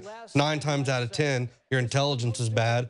You're gonna have a whole lot of collateral damage. More than likely, your actual target that you're trying to intend to hit is not even going to be there anyways, because you're going based off of local nationals on the ground there who already hate America's guts due to the fact that we've been bombing them for so long, so they give you bad intel, and then nothing happens, and then you get bad news, and it looks bad, and it's just all horrible. Rand Paul is having a great night tonight. He is nailing Rubio as a big government Republican, and that's precisely what he is. He is in favor of war everywhere. Why do you think he won the Paul Singer primary, a billionaire who is pro-Israel, pro-gay marriage? He looks like he's going to win the Sheldon Adelson primary, another Zionist billionaire. And when I call him a Zionist, I'm using the terms that I'm not being anti-Semitic. No, they put Israel first. Paul Singer and Sheldon Adelson put Israel first, and they support Marco Rubio, who supports war throughout the Middle East, as well as open borders, as well as the TPP, the globalism. Right. I mean, he is down the line a globalist politician, very slick, very polished, and he got eviscerated by Rand Paul in that exchange right there. Right. Well, they know he can also attract that Latino vote, and I grew up. My mom was a maid, and a dad a bartender, and Rubio is the heir of the Bush family fortune. He's got the Bush donors now contributing to him. They're not giving to Jeb Bush anymore. Nobody's giving to Jeb Bush. He can't pay his campaign staff because nobody's contributing to him individually. There's some large money PACs, but of course, I guess they could throw their support to anybody. He doesn't control them. He can't pay his staff out of the super PACs. That's where the big money goes for these guys, and now that is going to Marco Rubio. So that's why there's the back and forth between Rubio and Bush. But Rand Paul has been talking about Rubio all week, saying that he is exactly like Hillary Clinton. He supports all the same programs, and you just see another example of that. College tuition for everybody, so we can keep them in a government institution until they're in their mid-20s at least. Get them at 3 years old, keep them there till they're in their mid-20s, and they're going to come out like little French revolutionaries like we're seeing all over the place. Right. Any dollar can be cut. Any dollar can be Maoist type communism. Yeah. You lower every rate, you close every loophole. Why? Because the government uses the tax code to decide winners and losers. You have to strip the corruption out of the tax code to pay for it. You have to know where every single dollar is being spent. We need so you can cut where you need to and invest where you need to. All she's talked about tonight is zero-based budgeting, and it's Mr. Trump, the U.S. is just we have to make our military bigger, better, stronger than ever before, so that nobody messes with us, and in the long run, it's going to save us. I agree with Marco. I agree with Ted. I'm pretty sure our military is already bigger, because better, when you outspend all militaries combined, you still get attacked because you have to fund enemies and create them that didn't exist before. No, Rob, our military is going to be huge, huge. Well, in order to record numbers of people joining the military, we got tons of jets, we got tons of tanks. We go over to Iraq and Afghanistan. We have graveyards full of equipment, tanks, Humvees, MRAPs, ASVs. I could go on all day with these different acronyms that most of you won't even understand. We've got tons of stuff. We don't need a bigger, better, stronger military. We already have the best one out there. What we need is someone who's running our country that actually knows how to use it the right way and not be an idiot. Well, it's not that. It's the military-industrial complex. They want more weapons, and obviously they're now selling weapons. So everything going on with Iran and all these other states, now they're billion-dollar contracts in weapons, and so they have to keep it going. They have to keep the chaos going in order to continue selling these weapons, and it's ridiculous. I got to say, Trump, you were a loser on that. Yeah. We're already spending more than the rest of the world combined on our military. More than half of our budget. Exactly. Exactly. And more than the rest of the world combined. The only place it's not going to are the soldiers who are actually over there fighting and dying. You don't get right. It's certainly not going to the. It's not going they're talking about TPP. Let's bring them up. TPP. 600 pages long. So complex that nobody's read it. It's like Obamacare. Nobody ever read it. But Ben Carson endorsed Nobody it. read it. Yeah. And look at the mess we have right now. And it will be repealed. No, but it's longer than Obamacare. This is one of the worst trade deals. And I would, yes, rather not have it. With all of these countries and all of the bad ones getting advantage and taking advantage of what the good ones would normally get, I'd rather make individual deals with individual countries. We will do much better. We lose a fortune on trade. The United States loses with everybody. We're losing It's actually now 6 times longer than Obama trade. 3 times longer than the Bible, 4 times longer than the combined works of Shakespeare. But Ben Carson endorsed it within 24 hours because he's sucking up to the multinational donors that he wants to get. He wants to move from being an outsider to an insider. And the way you do that is to endorse TPP. So I must say, Gerard, I just think it's a terrible deal. I love trade. And Trump is a very successful businessman. So in this, I would, you know, I'd feel comfortable with his position on this. The deal, he's not afraid to say if he agrees with something. Just last week, detailed 5,000 pages of it. And 80% of U.S. trade with countries in the Pacific now, these countries, these 11 countries, is actually tariff-free. And the trade deal only affects the other 20%. Which are there particular parts of the deal that you think well, the were currency badly manipulation they don't discuss in the agreement, which is a disaster. If you look at the way China and India and almost everybody takes advantage of the United States, China in particular, because they're so good. It's the #1 abuser of this country. And if you look at the way they take advantage, it's through currency manipulation. It's not even discussed in the almost 6,000-page agreement. Right, which is kind of what we were seeing with the way that everything was kind of tanking with their stock market. With the currency manipulation in order to keep it boosted so they didn't have a massive crash. Yeah, they're doing a better job with currency manipulation than our Federal Reserve is doing with currency manipulation. Because let's understand, the Federal Reserve is manipulating our currency, okay? And since Bretton Woods II, we've had a petrodollar, and that is manipulating the currency. So there's bigger issues than that, and I understand that. I think he's right to say that we need to focus on China specifically, and there's things that can be done. He at least understands what the problem is. He understands that TPP is a beard.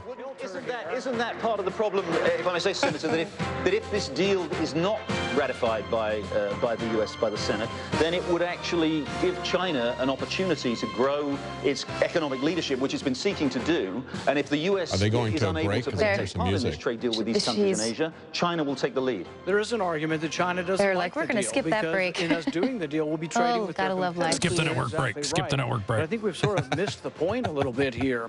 There is an important point, though, about how we discuss these trade treaties that I do agree with Mr. Trump on. We should negotiate from a position of strength, and we also should negotiate using the full force and the constitutional power that was given to us. I think it's a mistake that we give up power to the presidency on these trade deals. We give up the power to filibuster, and I'm kind of fond of that power. We give up the power to amend. Edit. And I think really one of the big problems we have in our country is over the last century, really, so much power has gravitated to the executive branch.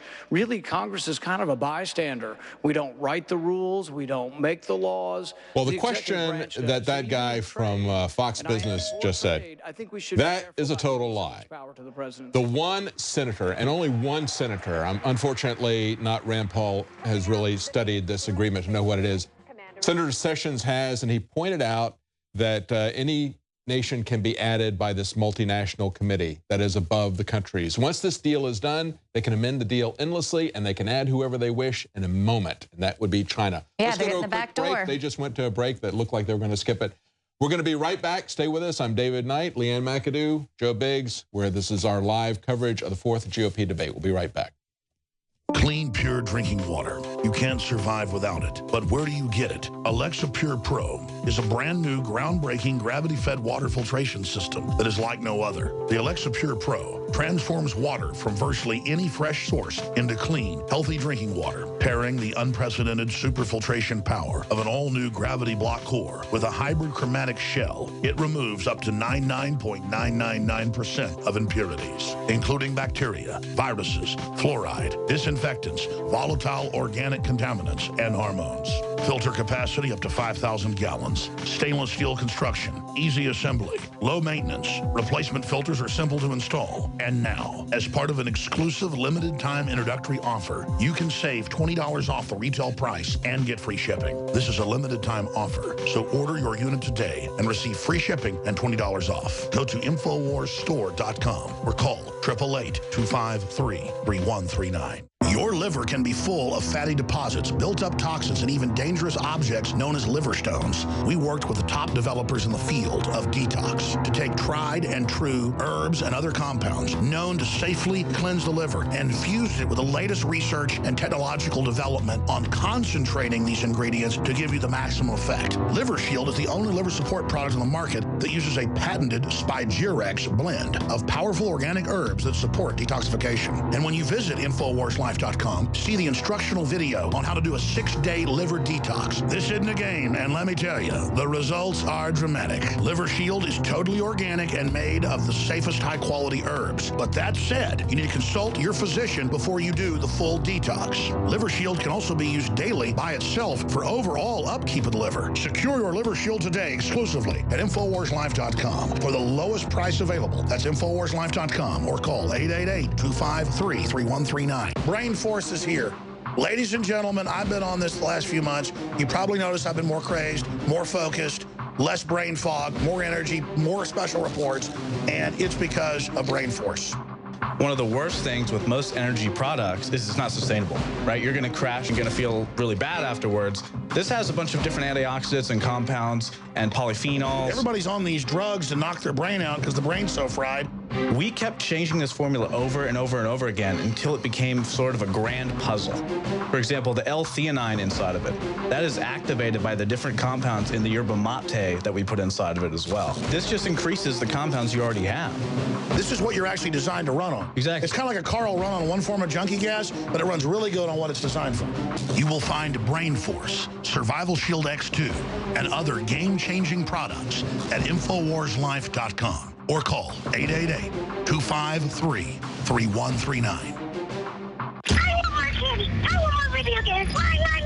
And it's that type of behavior that spurred me to do the research to develop a true nutraceutical formula that was designed to smooth out and help children focus. All of our children are hit with modern mind control. Television, music, fast food, GMOs, sugars, you name it. Young humans have not yet developed their nervous system and are being hammered daily by globalist concoctions. It's no wonder they can't focus and calm down and then are put on dangerous psychotropic drugs. Working with my team, we set out to find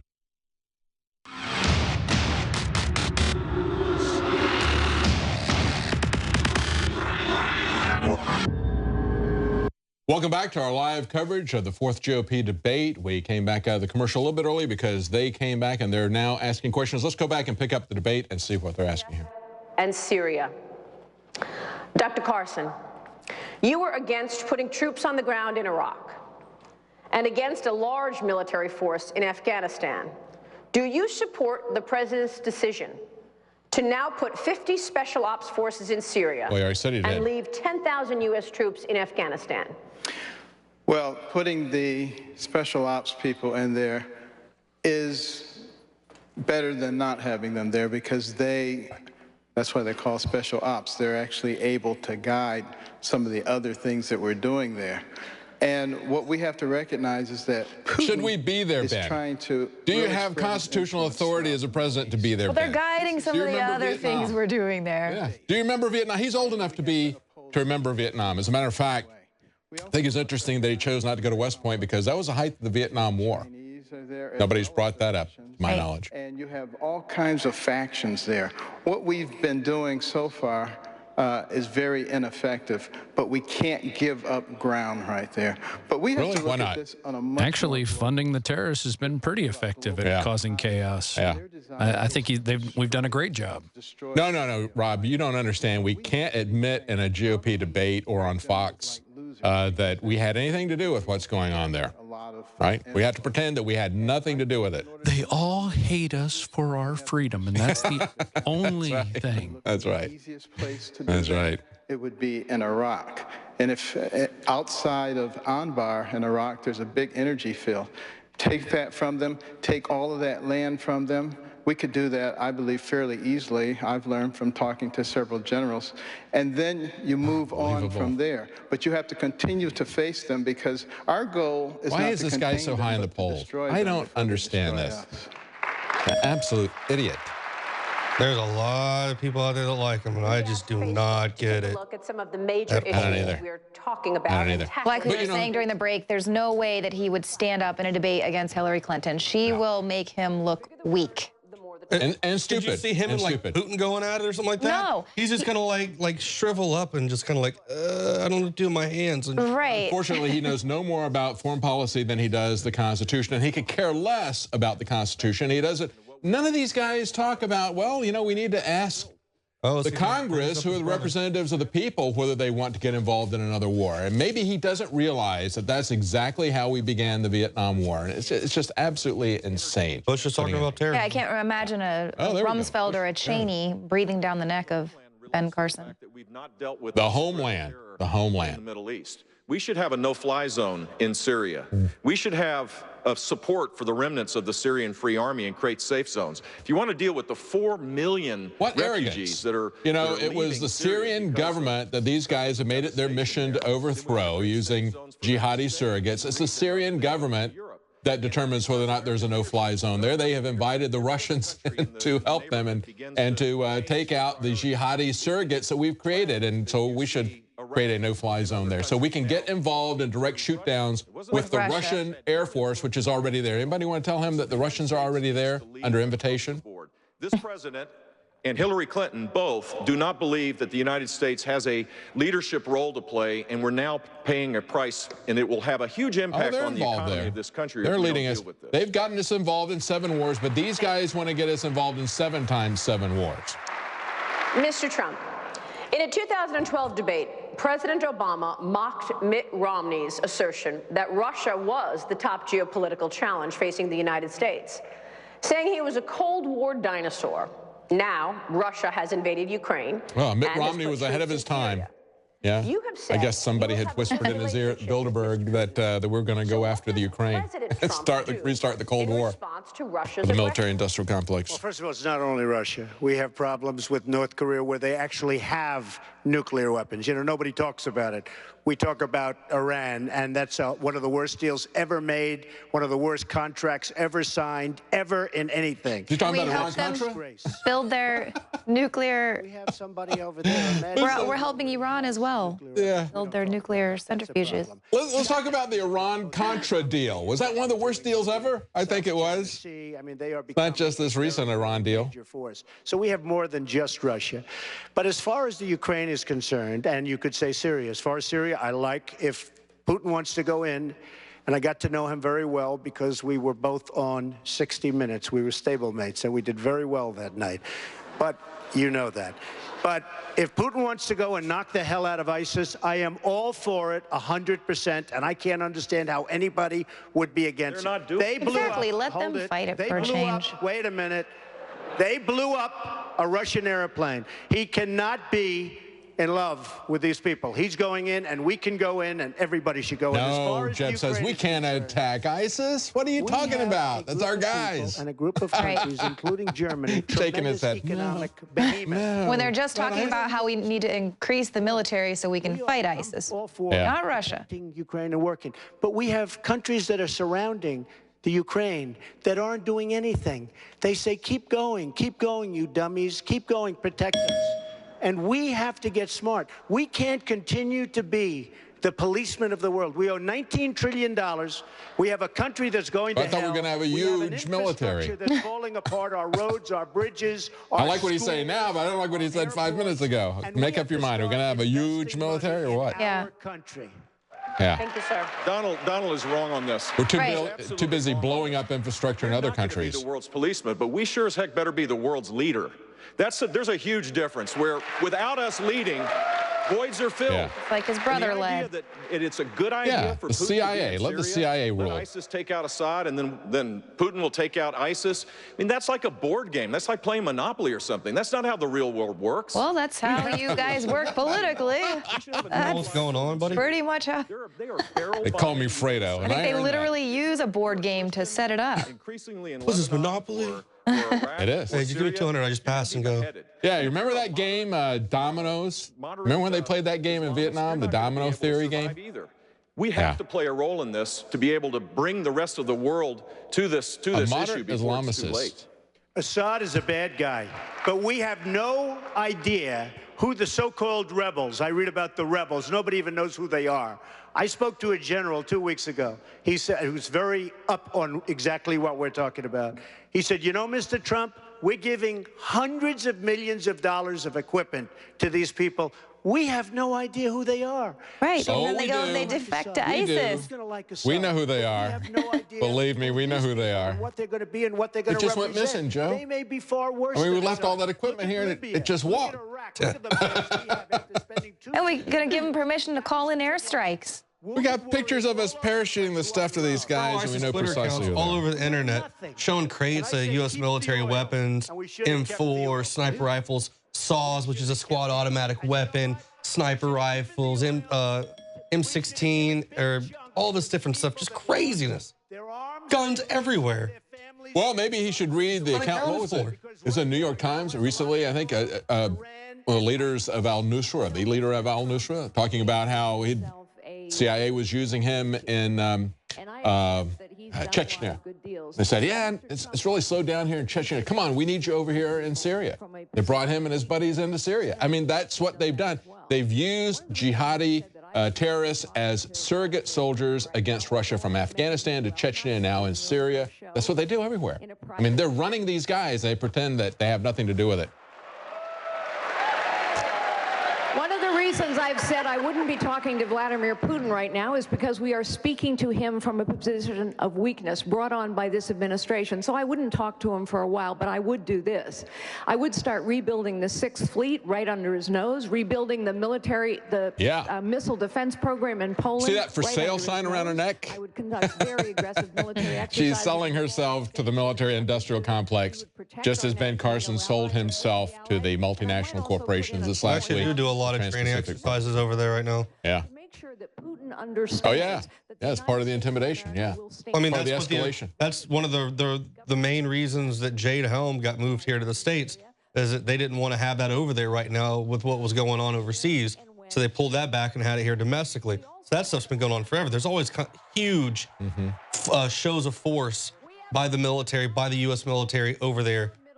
So Russia can't tell us where and when to fly our planes, but we can tell the rest of the world where and when to fly their planes. Right. And if they don't, we'll start a war. No, we'll just give ISIS rockets and we'll have them shoot down. Yeah. Yeah. These people are insane and dangerous. Let's go to Darren McBreen. Darren, you got something?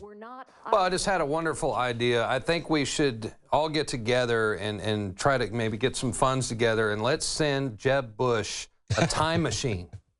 Yeah. Because he wants to go back. He said he would kill baby Hitler. Yeah. Exactly. Doesn't Rob Dew have a time machine? Today, Rob Dew's got one. Does it, Rob? Yeah. I think he said he'll go back. But I wonder if he'll also go back in time. I wonder if he'd ask his grandpa to stop sending Hitler money to begin with. Yeah. and stop raising money for Planned Parenthood. You know, but of course it would go back. He could have taken baby Hitler to his grandfather to take to Planned Parenthood. Exactly. He'd set up Planned Parenthood in Germany. That's the way Jeb would have handled it. That's right. He's like, I know people. I know some people that could take care of that baby. And for those who don't know, out there who don't know, you know, Prescott Bush, who was the father of Bush Sr., the grandfather of George W. and Jeb, he funded Hitler's rise to power.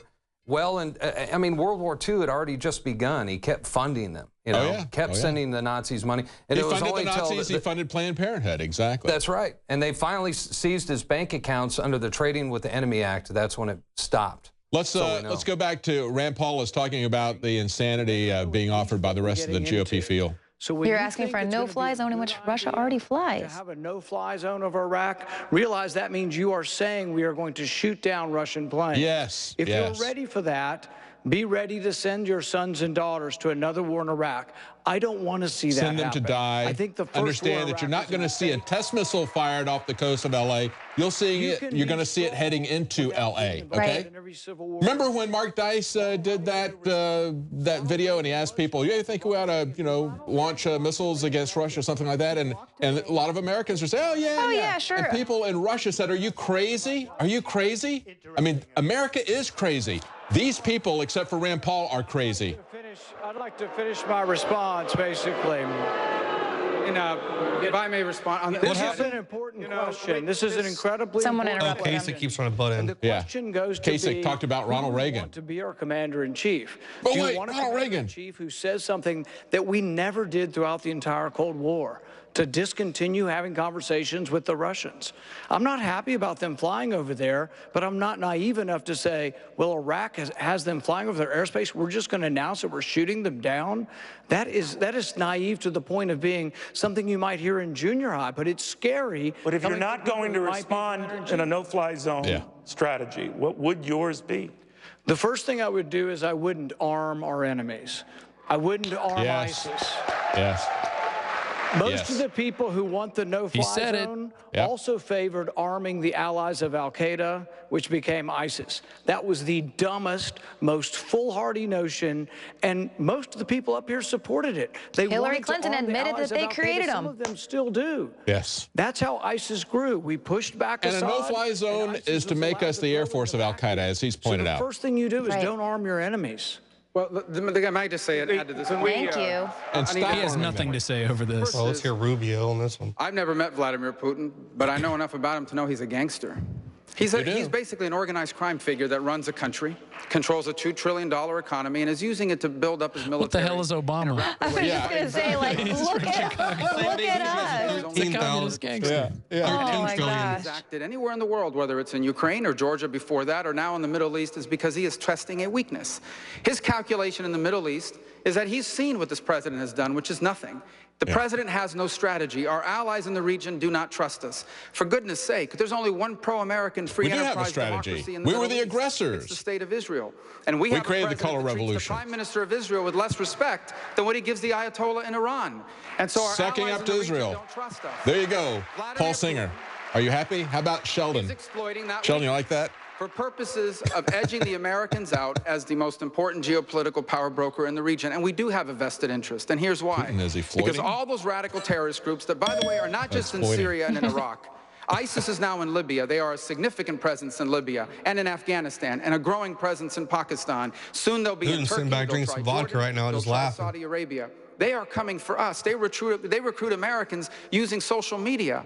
And they don't hate us simply because we support the Gillette Network has schools that we're paying for with charter schools that are being funded with our tax dollars. $500 million a year to Islamic charter schools. There we go. It is not going away on its own. Thank you, Senator. Thank you, Senator. Wow. Yay, war. Go team. Governor Kasich, I want to ask you about China. In particular, hundreds of American companies have Yeah, been let's not talk about how we're funding ISIS anymore. Yeah. Let's just move on to China. Well, moving along. Well, again, you know, Rand is having a good debate. I wish he'd get more angry about the fact these guys want to start World War III. That would make me angry if I was Well, and that was the there. comment of the night. Yeah. I think. Yeah. What Rand Paul just said. He nailed it in terms of content. Be ready to send your kids to Absolutely. war. I wish he would just do it with more passion. because I tell you, this is absolutely insane what these people on the GOP stage are wanting to do. And it's for the military-industrial complex. They stopped the Cold War. It was a big profit center for these people. They started the war on terror. That's going to last forever. I mean, that's a great new business to be in. But they want that big business of the Cold War back because you just can't justify massive intercontinental missiles and long-range bombers and aircraft carriers to fight terrorists. You know, I mean, you need to have a big state enemy like Russia. So they've got to get that going again. Yes, a no-fly zone in the north on the Turkish border, a no-fly zone on the south on the Jordanian border. Al-Qaeda Air Force. Anybody Let's flies be the in the Al-Qaeda Air first time, Force. maybe they can fly out. They fly in there a second time, they will not fly out. And We it will also shoot becomes the a Russians sanctuary down for the and people start to World be, War and it III. also Yeah. sends many messages in the Middle East that we're still involved. Yeah, we're still the boss. Arabia cut off the funding for the radical. Well, let's make it clear, you know, Hillary Cllinton is going to do the same thing. You know, I mean, maybe not Bernie Sanders on the Democrat side, but all of these guys except for Rand Paul want to start World War III. Literally. I mean, this is Dr. Strangelove level of insanity. The Cleveland Clinic is open. They've already got their deep underground bases where they can take everybody and their immediate family to go live, so I guess they're fine. They're billionaire bunkers. Yeah. Criticizing them in public. We should support them. And finally, China. China doesn't own the South China Sea. Don't criticize Israel And I in give public? the president some credit for Is that what being he said? able to move a naval force in Okay, how are you going to enforce that, Kasich? We're not going to put up with it anymore. And in the trade agreement, TPP. I guess Sheldon Adelson's money is still up for play. For economic reasons and for jobs, This is incredible. people who are connected. No criticizing of Israel. And we'll make sure we use the NSA to enforce that. TPP is critical for us. Strategic alliances against the Chinese. They're not our enemy, but they're certainly not our friend. And finally, I will say to everybody in this room, we've been talking about taxes and economics. When the fall comes and we run against Hillary, which would be a disaster if she got elected. I have two 16-year-old girls, and I want this country to be strong. We make promises we can't keep under the bright light of the fall, we will have trouble. We must make sure that our economic programs and our military programs are solid. You know, he made a lot of promises with Lehman Brothers that he couldn't keep. He made a lot of promises to state pension plans when he ripped them off and got his $500,000 bonus for doing that. So he's made a lot of promises that he can't keep. He knows about that. They have to be solid, John and Kasich, people have to know we Jeb have Bush, the confidence Lehman to lead Brothers, America. And all. as president, I will lead this The band of country Lehman as Brothers. I have before in Washington and in Ohio, and will return both on domestic and international affairs. And I appreciate the opportunity to speak this time, Jerry. Thank you, Governor. Plenty of opportunities. Thank you, Neil. All right, and look at the wasting our time. Look at the time. You are watching Fox Business. We'll take a break. All right, we're going to go to a break as well. We'll be right back with our live coverage of the 4th GOP debate. Your liver can be full of fatty deposits, built-up toxins, and even dangerous objects known as liver stones. We worked with the top developers in the field of detox to take tried and true herbs and other compounds known to safely cleanse the liver and fused it with the latest research and technological development on concentrating these ingredients to give you the maximum effect. Liver Shield is the only liver support product on the market that uses a patented Spigirex blend of powerful organic herbs that support detoxification. And when you visit InfoWarsLife.com, see the instructional video on how to do a 6-day liver detox. This isn't a game, and let me tell you, the results are dramatic. Liver Shield is totally organic and made of the safest high-quality herbs. But that said, you need to consult your physician before you do the full detox. Liver Shield can also be used daily by itself for overall upkeep of the liver. Secure your Liver Shield today exclusively at InfoWarsLife.com for the lowest price available. That's InfoWarsLife.com or call 888-253-3139. Brain Force is here. Ladies and gentlemen, I've been on this the last few months. You probably noticed I've been more crazed, more focused, less brain fog, more energy, more special reports, and it's because of Brain Force.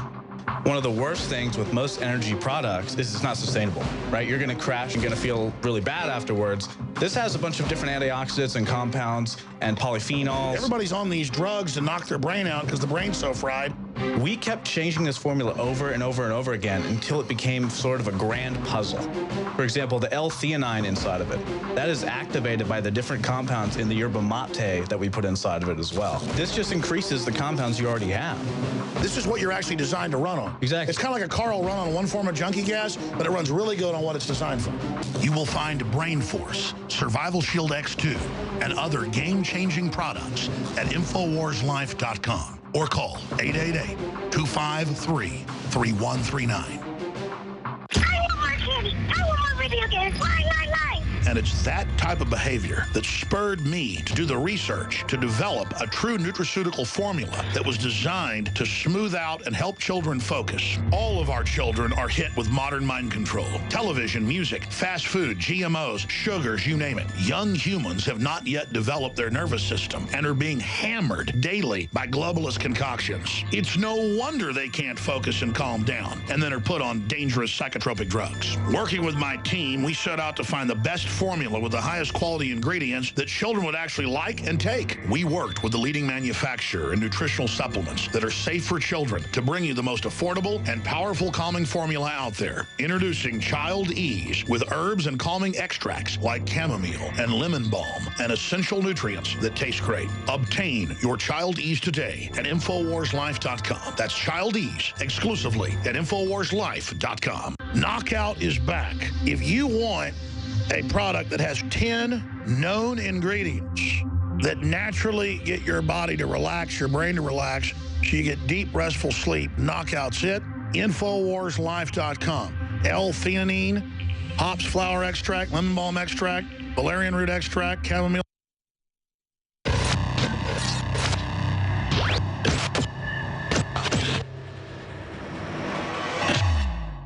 Welcome back to our live coverage of the 4th GOP debate. They just had a question to Jeb Bush saying that Hillary Clinton said she would not bail out the bankers if we had another economic collapse. Let's hear what Jeb Bush has to say. 3 months ago, talking about how bad Washington, D.C. is. It was, get the kind of the, anyway, we had, oops. And I talked to a banker there. This is a bank that had $125 million in assets, 4 branches.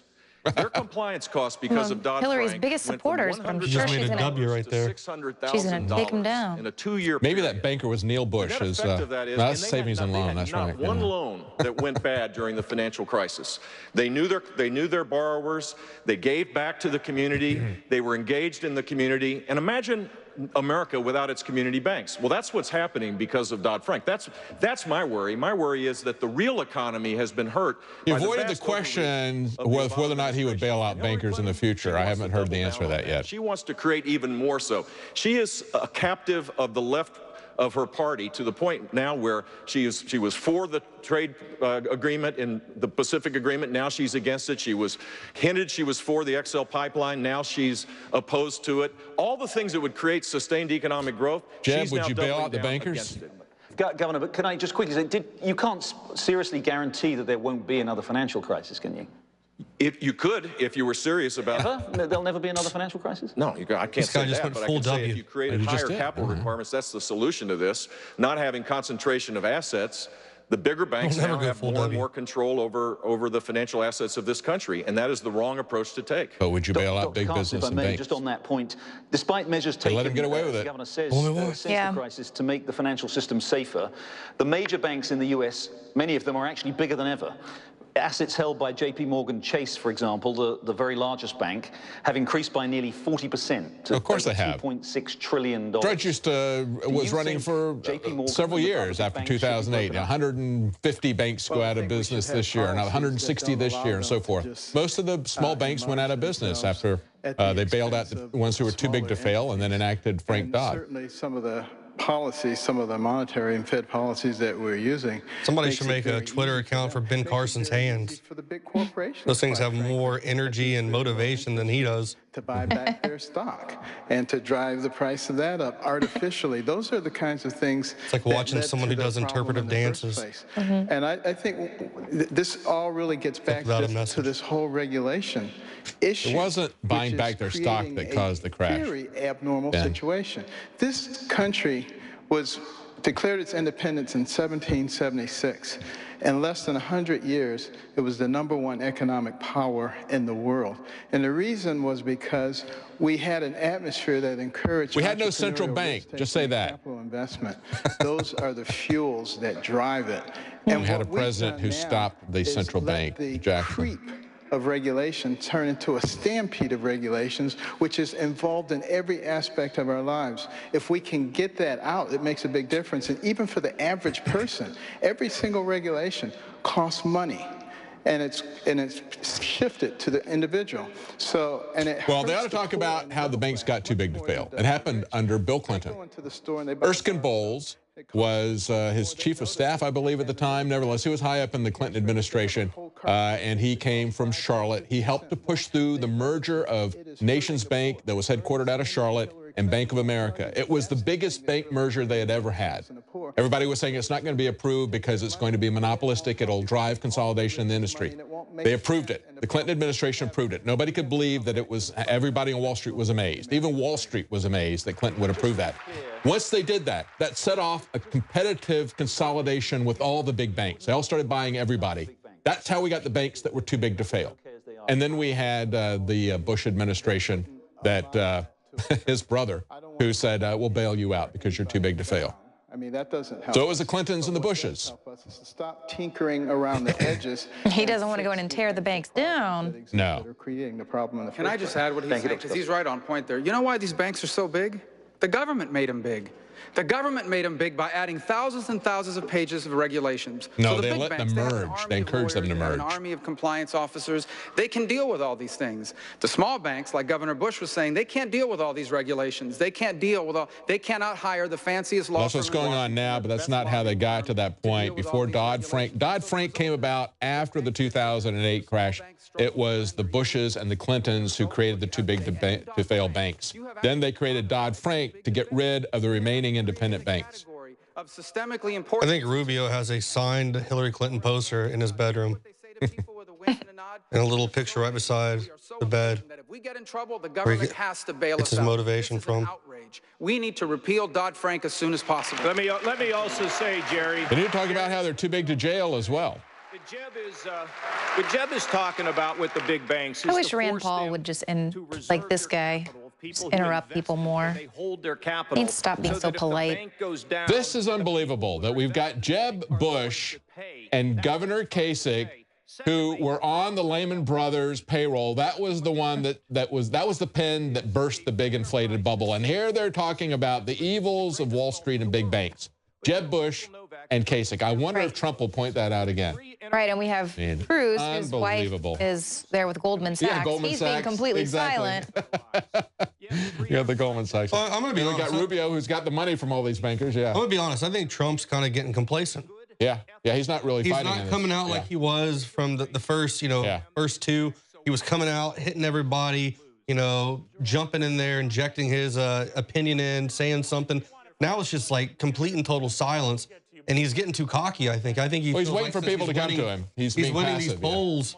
Yeah, I mean, he needs to be like the Patriots and just annihilate his opponents. Put up points, get it going. Yeah, he can't get comfortable with the Tom polls. Brady pass. That means nothing at this point in the game. Former Solicitor General, would you go after the very people who believe and fear that Wall Street has ignored? In other words, the crooks that Bernie Sanders say have gotten away with a financial murder? Absolutely, yes. I've spent much of my adult life. I would have my wife tell me all the crooks in Goldman Sachs and start from there and going out, right? All of this is the cronyism and corruption of Washington. Cronyism, yeah. The opening question Jerry asked, would you bail out the big banks again? Nobody gave you an answer to that. I'll give you an answer. Absolutely not. That's good. I don't know that I believe him. But right now he practiced that. Even the stare. Bigger and bigger. The biggest lie in all of Washington. He's slick. And in all of politics. He and Rubio are the two slickest ones on the stage. Oh, he definitely won all the debates in school. Big government. They get in bed with big government. The big banks get bigger and bigger and bigger under Dodd-Frank, and community banks are going out of business. He's literally in bed with the big banks. The consequence of that is small businesses can't get business loans And it is that fundamental corruption that is why 6 of the 10 wealthiest counties in America are in and around Washington, D.C. Now, let me give you a contrast to Washington cronyism. Some weeks ago, a woman named Sabina Loving testified at a hearing that I chaired in the Senate. Sabina Loving is an African-American single mom who started a tax preparation business on the south side of Chicago. She found a storefront. She wanted to have her own business. She started a business. But then the IRS promulgated new regulations targeting tax preparers. They did it under a more than 100-year-old statute called the Dead Horse Act. Now, this statute and the IRS, in classic Washington crony fashion, had exemptions for lawyers and big fancy accountants, but Sabina had to pay $1,000 an employee. It would have driven her out of business, and Ms. Loving sued the IRS. She took the Obama IRS to court, and she won, and they struck down the rule for picking the big guys over the little guys. Senator, you can fight back. Are you saying, sir, that if a Bank of America were on the brink, you would let it fail? Yes. I would hope so. Now, let's be clear. Yep. There is a role for the Federal Reserve. What the Fed is doing now There is a role for the Federal Reserve? A series of philosopher kings trying to guess what's happening with the economy. You look at the Fed, one of the reasons we had the financial crisis. I would ask Neil CAVUTO why banks should be the only business that is not allowed to fail. Why are the big guys not allowed to fail? Everybody else is allowed to fail. Right. We know what happens. I mean, it's like an animal dying, and you've got vulture capitalists who will come along and feed on the ruins of it, redistribute those assets to other people. It isn't like their assets are going to go away. They're going to be reevaluated. They're going to be distributed to somebody who can manage them. Instead, what you do is you propagate mismanagement. That's the same mistake the communists made when they tried to control everything centrally. We're doing the same thing through crony capitalism. It's really a form of communism or fascism, economic fascism. I mean, it's the government controlling the market. And Neil CAVUTO can't believe that we would let Bank of America fail. I would not bail them out. Because you got to strike that fear in the American people. But that means we're all going to fail. Yeah. Ask him if he would let Goldman Sachs fail. What the Fed should be doing is, number one, keeping our money tied to a stable level of gold, and number two, serving as a lender of last resort. That's what central banks do. So if you have a run on a bank, the Fed can serve as a lender of last resort, but it's not a bailout. It is a loan at higher interest rates. That's how central banks have worked. And I'll point out, look, we had a gold standard under Bretton Woods. We had it for about 170 years of our nation's history and enjoyed booming economic growth and lower inflation than we have had with the Fed now. We need to get back to sound money. We had sound money and a working economy when we did not have a central bank, folks. So you don't need to have a central bank to stabilize the economy. That's the fundamental lie that Cruz is slipping under the door here when he says, I'm going to let them fail, but we need to have a central bank to have a role to play here. No, they don't. We don't need a central bank. Central banks are the root of the problem. Getting ready to lose their life savings. You just don't say we believe in philosophical No, you have concerns. Depositor insurance. You know what an executive has and people to know what that risk is. If they want to put more money into it than the FDIC insurance, then they're taking a risk. Just like they invest in the stock market. You don't have a guarantee that you're going to have your money there either. You're taking a risk. It's called risk. Philosophy doesn't work when you run something. And I got to tell you. They socialize the losses and privatize the profits. That's what they're talking about with bailouts. Let's understand that. 8 years, and almost 8 years now, it does not work. We need an executive who's been tried, has been tested, and judged the decisions that executive Think about how made. much time he's gotten in the last two debates compared to Trump, for example. I mean, this guy is in single digits. Why is he even in this debate? Right. And they're letting him just take the time, and no one is interrupting this Lehman Brothers whore. Bail out rich Wall Street banks, but not Main Street, not mom and pop, not Sabina Loving. Well, you just said an executive knows to step in and bail out a bank. Call him out. We're talking about what you would do with depositors. Would you let these banks shut down? Have you ever heard of My FDIC? argument is going forward, the banks have to reserve the capital so that the people who own the capital start pressuring the banks to not take these risky approaches, Ted. But at the end of the day, so you said you'd abandon philosophy and abandon principle, but what would you do if the bank was failing? Because if during, what would you do? You didn't answer I that. would not let the people who put their money in there all go down. So you would bail them out? No. Glass-Steagall was set up so that banks who are going to get federal depositor insurance couldn't get involved in speculative investments. They took away Glass-Steagall. They encouraged massive consolidations in the banking industry till they got too big to fail. That's the fundamental issue that Mr. Lehman Brothers here doesn't want to talk about. In the last financial crisis, with banks going under, and people who put their life savings in there, you got to deal with it. You know, the bailouts were for the little guy. Yeah, you know? it sure helped all of us. We could have paid off 70% of the mortgages, I think is the figure. Somewhere around there, 70% of the mortgages across America could have been paid off with the money that they used for the bailout. Instead, they gave it to the big banks, and the big banks kept the money and foreclosed on the homes. Right. What's interesting about she just wants to say something as a chief executive who grows jobs. Really quick, so everybody listen, yeah. It's going to be good. Get your popcorn. To solve the problem. Government created the problem. Government created the problem of a real estate boom. She's a prime example of just saying the right things. These people all hate government so much, but yet they want to be in it. Oh, yeah. They want She's going to be neck deep in it. They're Boromirs, aren't they, Rob? They want that ring of power so badly. I think they're parasites is what they are. They can't live without other people's money. Well, you know, I have gone through the entire Lord of the Rings trilogy at least 4 times. And, you know, it's the equivalent of reading the new TPP bill. But, you know, she is a Boromir. She wants that ring of power. Something called the Financial Protection Bureau, a vast bureaucracy with no congressional oversight that's digging through hundreds of millions of your credit records to detect fraud. This is how socialism starts, ladies and gentlemen. We must take our government back. More questions. It's not actually even socialism. It's a form of economic fascism, quite frankly. She doesn't even know the difference. Yeah. Well, at least this socialism is now really kind of seeping into the everyday vernacular of the everyday people. So. That's right. That's right. We'll be right back. We're going to take a quick break. Clean, pure drinking water. You can't survive without it. But where do you get it? Alexa Pure Pro is a brand new, groundbreaking, gravity-fed water filtration system that is like no other. The Alexa Pure Pro transforms water from virtually any fresh source into clean, healthy drinking water, pairing the unprecedented superfiltration power of an all-new gravity block core with a hybrid chromatic shell. It removes up to 99.999% of impurities, including bacteria, viruses, fluoride, disinfectants, volatile organic contaminants, and hormones. Filter capacity up to 5,000 gallons. Stainless steel construction, easy assembly, low maintenance. Replacement filters are simple to install. And now, as part of an exclusive limited time introductory offer, you can save $20 off the retail price and get free shipping. This is a limited time offer, so order your unit today and receive free shipping and $20 off. Go to InfoWarsStore.com or call 888-253-3139. 253-3139.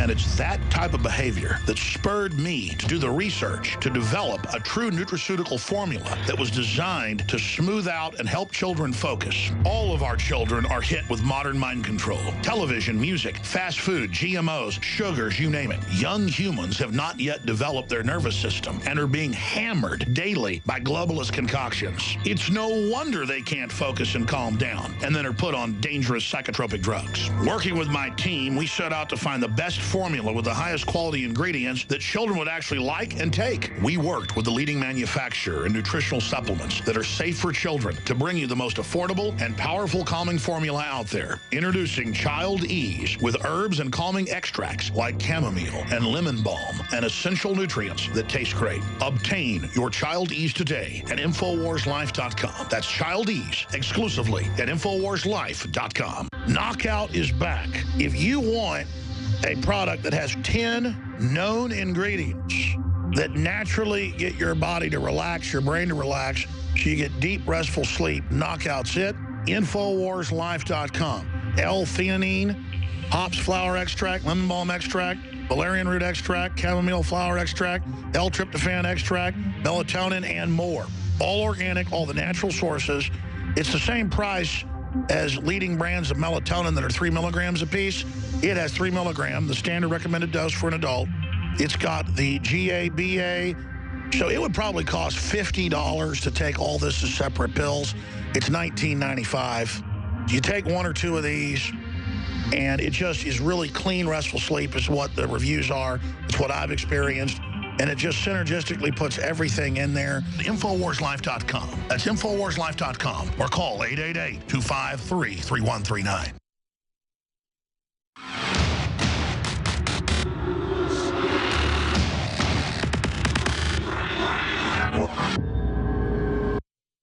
Welcome back to the InfoWars Nightly News live coverage of the 4th GOP debate. They have just returned from commercial break, so let's go to their final wrap-up questions. They're talking to, I think it's Rubio right now.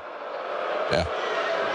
A U.S. Senator from New York and Secretary of State under Barack Obama. Hillary Clinton's got an impressive resume. She has arguably more experience, certainly more time in government. She's killed more people than all of you on stage. She spent more time in government, but can't name a single accomplishment. Yeah, exactly. She came, she called, she saw them, they killed, right? Right. Wasn't it something like that? They died. Well, that's a great question. And let me begin by answering it.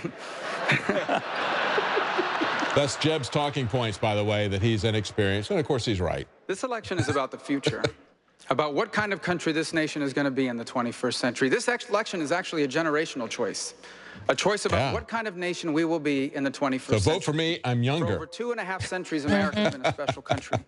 The one place the on young earth people want socialism. The choice of a new generation. A nation that's been a force for good on this planet. But now, a growing number of Americans feel out of place in their own country. We have a society that stigmatizes those that hold cultural values that are traditional. We have a society where millions of people are living paycheck to paycheck. They're working as hard as they ever have, but they're living paycheck to paycheck because the economy has changed underneath their feet. We have young Americans who owe thousands of dollars in student loans for a degree that doesn't lead to a job. Most of the people in the military are living paycheck to paycheck. We know everything is screwed up. Yeah. And around I feel your pain, and I know a personal story. Let me tell you this personal story about somebody, and then I'll talk to you about my income tax rates and brackets. When Hillary Clinton was the Secretary of State. It reminds me of Billy Madison when they had the academic decathlon, and he asks him about the economy or something like that, and he starts telling him about this little story about a dog. And it just has nothing to do with the topic. That's exactly what happens every time. Let me tell you about this precious little dog I held in my hands. You're awarded no points. Puppies. May God have mercy on your soul. Babies. That's right. Oh, here he goes. That was our Marco. The 21st century. Talking. Yeah, I'm a 21st century guy. She's the party of the past. They should do these. Even though we're older just than alike. you can imagine. This is kind of like his version of the Drudge Report where they had Happy Birthday Hillary and they had a birthday cake on fire with candles, you know, to emphasize how old she was. That's what he would do. He'd pull out a picture of the Drudge Report. I want to hold our own debate and have each one of those candidates inside of a dunking booth. And every time they go off topic, they get a dunk. There's going to be some wet people at the end of the night, but eventually I think they'll get the point and start staying on top. Yeah, answer the question. And when we talk about the cronyism of Washington, Hillary Clinton embodies the cronyism of Washington. And I'll give you an example of that, which is... Yeah, actually, you know, he has this, he's just right after Jeb Bush. Now, that may have changed with Marco Rubio's new corporate sponsors. But in terms of corporate sponsors, he's second only to Jeb Bush until recently. Evenly to every American. Thank you. All right, I think it's fair to say you're not fans of Hillary Clinton's resumes. All right, Mr. Trump. Hillary for prison. We are not. Hillary for prison. I had a feeling. As perhaps the most successful capitalist on this stage tonight, you've acknowledged that some give capitalism a bad name. You've been particularly critical of businesses that find all sorts of ways of paying their taxes by keeping money abroad. But your own plan... Fiorina is not a capitalist. She was a corporatist, and she wasn't successful. Home. Isn't that like a one-time bounty? No. Some of the guys you've all but called pirates, so they still keep the loot and pay only a small price to bring it back. Well, what's happening right now, Neil, is something that has not been a subject of conversation by politicians, as primarily the only politician, I guess, other than Carly on the stage. They haven't talked about a corporate inversion. Now, corporate inversion, companies are leaving. You know, we used to leave New York to go to Florida. We got better taxes. We got maybe something else. Now they're leaving the United States to go to other countries. Right. They have trillions of dollars in those other countries. They're going for two reasons. They can't get their money back in. It's something where the Democrats and the Republicans both agree. It's the only thing I can think of. They both agree. Let the money come back in. 3.5 years, they still can't make a deal. They can't get the money in. It's probably $2.5 trillion, but I think it's much more than that. All of that money could come right in and be used to rebuild our country and investments in our country. They can't do it. What we have to do, and what I've done, is made the tax rate, and one of the reasons they don't bring it in, the tax is so obnoxious, they can't do it. I made it a 10% number, as you know. I've been very highly praised for it. A lot of money's going to come back in. We're going to get rid of the bureaucratic problems and roadblocks, because that's also a problem. And we're going to have all of this money pour back into the United States. It's going to be used to build businesses, for jobs, and everything else. And as I say, my expression is, let's make America great again. Trademark. Trademark. Well, let's see some fire in you like we did the first 2 debates, instead of just sitting there. Seems like he has a cold. Must have sniffles. Which states that human activity contributed to climate change. President Places to kill. Someone else is going to sneak up there and take over the lead. Carbon emissions. At the same time, energy production in America has boomed. Is it possible to continue this boom and move toward energy self-sufficiency while at the same time pursuing a meaningful climate change program? Globalism. The first thing I would do as president believes is in man-made repeal global the regulations that are hampering our energy. Wrong answer. Thanks for playing. Including the Clean Power Act. While I do think man may have a role in our climate, I think nature also has a role. The planet's 4.5 billion years old. We've been through geologic age after geologic age. Something called the We've sun, had I times heard when the about, temperature's too. been warmer. We've had times when the temperature's been colder. We've had times when the carbon in the atmosphere has been higher. Racist. So I think we need to look before we leap. Oh, I think there's a glitch right now. We need to go to... He wants a balanced solution. But really, we do need to balance both keeping the environment clean. We will have some rules for that. But we got to balance that with the economy. He's devastated my state. I say the president's not only destroying Kentucky, he's destroying the Democrat Party down there because nobody wants to associate with him. So what we really need is somebody that understands that we do need energy of all forms. And that means we will have solar and wind and hydro, but we will still have coal, and we still have natural gas. And we won't destroy the families who are making themselves self-sustainable and then suing them and telling them that they have to get back on the grid, or taxing them because their cars are too efficient. It's like they pushed everyone toward this green agenda, and then they were like, whoa, that's working too well. We shouldn't do it. And what we Roll should it back. do is Roll say, it back. we want all of the above. We want to free up the energy sector and let people produce, let them drill, let them explore. Maria. Thank you, sir. Well, that's a really, really weak answer. I'm really disappointed that he would talk about man-made climate change and avoid the elephant in the room, which is global governance being sold to us on the basis of that. Washington, D.C. It's because we've had a great American success story. The explosion of 10% reduction in Washington emissions. Taking 2 existing technologies called regulation and applying it through innovation has created lower carbon emissions, lower energy costs. 40% of all the economic activity in the age of Obama has come from the energy sector, and Hillary Clinton wants to suppress that. I think we ought to be expanding this. High growth is the path to lower carbon and more jobs. I know for a fact, as governor of the state of Florida, we created the largest land purchasing programs and environmental cleanup programs because we had a growing economy. Our revenues were growing at 4.4%. It allowed for resources to be able to protect the natural systems. We got to get to a land to his friends?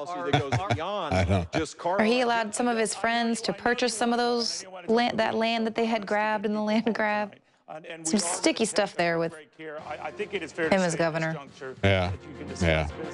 Of course, you hear the way Bush is talking. He's talking about carbon, and you hear, even Rand Paul talking about man-made climate change. This is really sad, and we'll be back after a short break to see more of this sad stuff.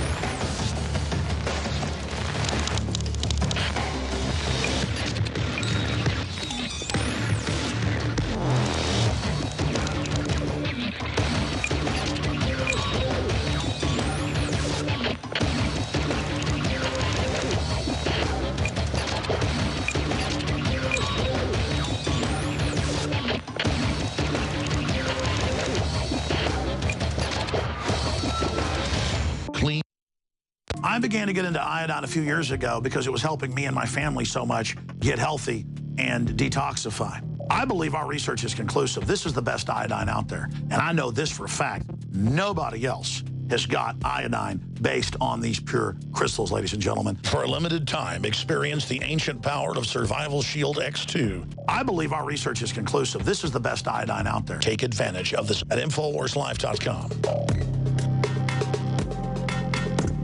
And why wearing a Hillary for President t-shirt might get you punched in the face. They thought it said Hillary for President.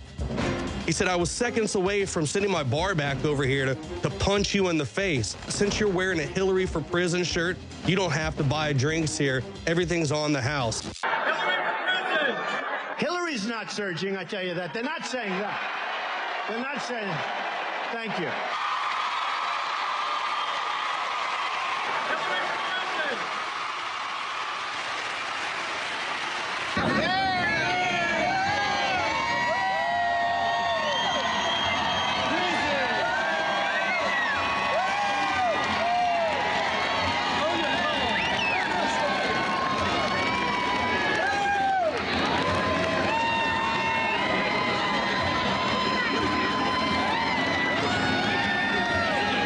There you have it. Donald Trump endorses Hillary for Prison.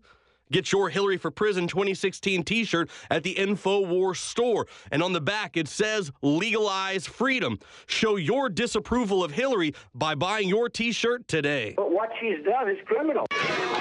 This is an American president. Just add puppet, then vote and repeat every 4 years.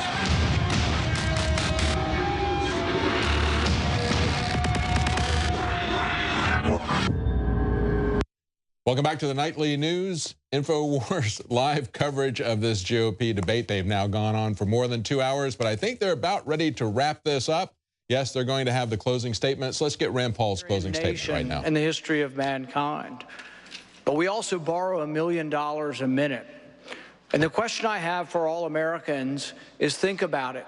Can you be a fiscal conservative if you don't conserve all of the money? If you're a profligate spender and you spend money in an unlimited fashion for the military, is that a conservative notion? We have to be conservative with all spending, domestic spending and welfare spending. I'm the only fiscal conservative on the stage. Thank you, Senator. Governor Kasich. Well, ladies and gentlemen, if Hillary Clinton or Bernie Sanders were to win this election, my 16-year-olds, I worry about what their life is going to be like.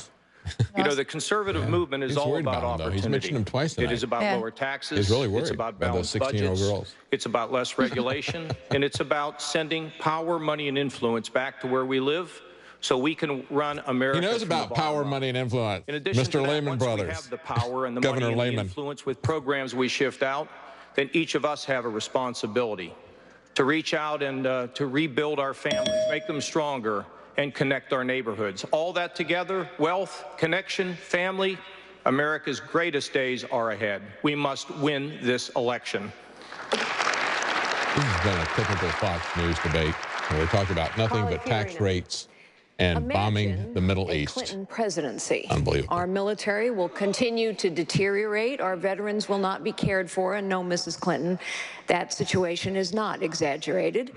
The rich will get richer. The poor will get poorer.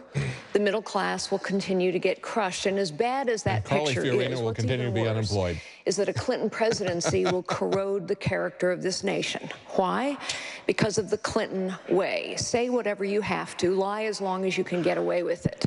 We must beat Hillary Clinton. Carly Fiorina can beat Hillary Clinton. I will beat Hillary Clinton. And under a President Fiorina, we will restore the character of this nation. I have failed as a CEO. I have failed as a Senate candidate, but I will win as a presidential candidate. Because as citizens, we will take our government back. So there. Former Governor Jeb Bush. I don't know. I get a feeling that I'm in a high school class president election. Today, her husband, Chris, was killed in action in Afghanistan. And Jane spends her time now defending and fighting for military families. There we go. They're both heroes. I don't think we need an agitator in chief. He has a connection with the or military, a divider in chief. Yeah. We need he knows somebody that was in the military. She's sitting next to his wife. What about a decider-in-chief? A decider-in-chief, yeah. Fixing a broken Veterans Administration. That's my pledge to you. I ask for your support. How's he going to do it? Fix the VA. Ted Cruz. Because we're going to war. 58 years ago, my father fled Cuba. As he stood on the deck of that ferry boat with the wind and salt air blowing, he looked back at the oppression and torture he was escaping. The cool And yet he looked forward to the promise of America. You thanked the CIA handlers? His story is our story. What ties Americans together is we are all the children of those who risked everything. I thought we didn't want to be the party of amnesty. America's in crisis now. I believe in America. And if we get back to the free market principles and constitutional liberties that built this country, we can turn this country around. I believe that 2016 will be an election like 1980, that we will win. That was a long following boat trip Reagan's to Canada. admonition to paint in bold. He went all the way from Cuba to Canada. Yeah, he loved So Cruz could have been very- America's values so much, he went to Canada. Cruz.org, and we the people can turn this nation around. That's right. End strong with a reference to Ronald Reagan. The story of America is an extraordinary story. I'm It's the Cuban story too. of a nation that for over 2 centuries, each generation has left the next better off than themselves. Me, But now, son because of immigrant Washington is out of touch through the fault of both political parties. And a For the maid and a first time in our bartender. history, that is in doubt. And that is what this election must be about, because if the next 4 years are anything like the last 8 years, our children will be the first Americans ever left worse off by their parents. This election The cool is about thing making a about different America choice. today About applying is that, it used to be in the past, they'd tell you any American can grow up and become president. Now you don't even have to be an American to grow up and become president. You know, your parents can bring you over here, they can waive the Constitution, it doesn't matter. Yeah. And the 21st century can be a new American century. So tonight, I ask you for your vote. And I ask you to join us at my It is going to be a website, new American century because it's fundamentally changed. I don't really need your money because I've got a string of billionaires who are pouring money in for favors, you know, but we're okay. In the 2 hours of this debate, 5 people have died from drug-related deaths. $100 million Leave me alone, man. I'm baiting. to our national debt. 200 babies have been killed by abortionists. And 2 veterans have taken their lives out of despair. This is a narrative that we can change. Not we the Democrats, not we the Republicans, but we the people of America, because there is something special about this nation. Yeah. And we must assassination drone embrace it strikes. How and many be people have we proud of killed it with and never assassination give drone away strikes for in the last sake 2 of hours? Political correctness. Yay. No more PC. Make me president, I'll end that. Over the years, I've created tens of thousands of jobs and a great company. He's the only one It's who a can company really say I'm very that. proud of, some of the most iconic assets anywhere in the world. And I will tell you, I don't have to give you a website because I'm self-funding my campaign. I'm putting up my own money. I want to do something really special. I want to make our country greater than it's ever been. I think we have that potential. We cannot lose this election. We cannot let Hillary Clinton, who is the worst Secretary of State in the history of our country, win this election. We will fight, we will win, and we truly will make this even more special. We have to make it better than ever before, and I will tell you, the United States can actually be better than ever before. Thank you. So there are 5 Somebody different ways. better trademark that. Better than ever before. Actually be. We also appreciate your helping. Okay, so they're wrapping that up. Let's get our comments here. Joe, what are your impressions of this debate? How would you summarize this? This time, Trump didn't come out swinging like what I like. The whole thing, the whole part of his persona is the fact that he comes out, he's a hard charger. He's very passive, wasn't he? Yeah, very passive, which was kind of disappointing. Rand had great answers, you know, here and there, but at the same time, just didn't really have any passion behind it. I think he was more passionate when he had Christie there kind of poking him, you know, and kind of getting him riled up. He had no one there to really agitate him to kind of get that fire. Yeah, they put them next to each other. And then you had Kasich and Cruz and Rubio really hungry, and they really wanted to be there. They were jumping in, trying to have their point made and say something. So that's definitely a change of tides. And like I said, complacency kills. you know, Donald Trump better watch out because he's not going to be leading the polls forever. We still got a long time to go. Right. And if he keeps coming out like this and his motivation level's going down, someone else is going to jump right over, and then you're not even going to hear about him anymore. Well, you know, keep that. Part of what he does, I mean, he's good when he attacks political correctness. I mean, he's huge when that happens, right? He soars in the polls, and when the press attacks him. But when he attacks other Republicans, that's when he gets hurt. And so he made some off-the-cuff remarks about resume gate with Ben Carson this week. And Ben Carson said, hey, if I'm attacked, I'm going to fight back and everything. So I think he realizes that hurts him. I think he was kind of tentative about not wanting to get into a fight, you know, attacking other people.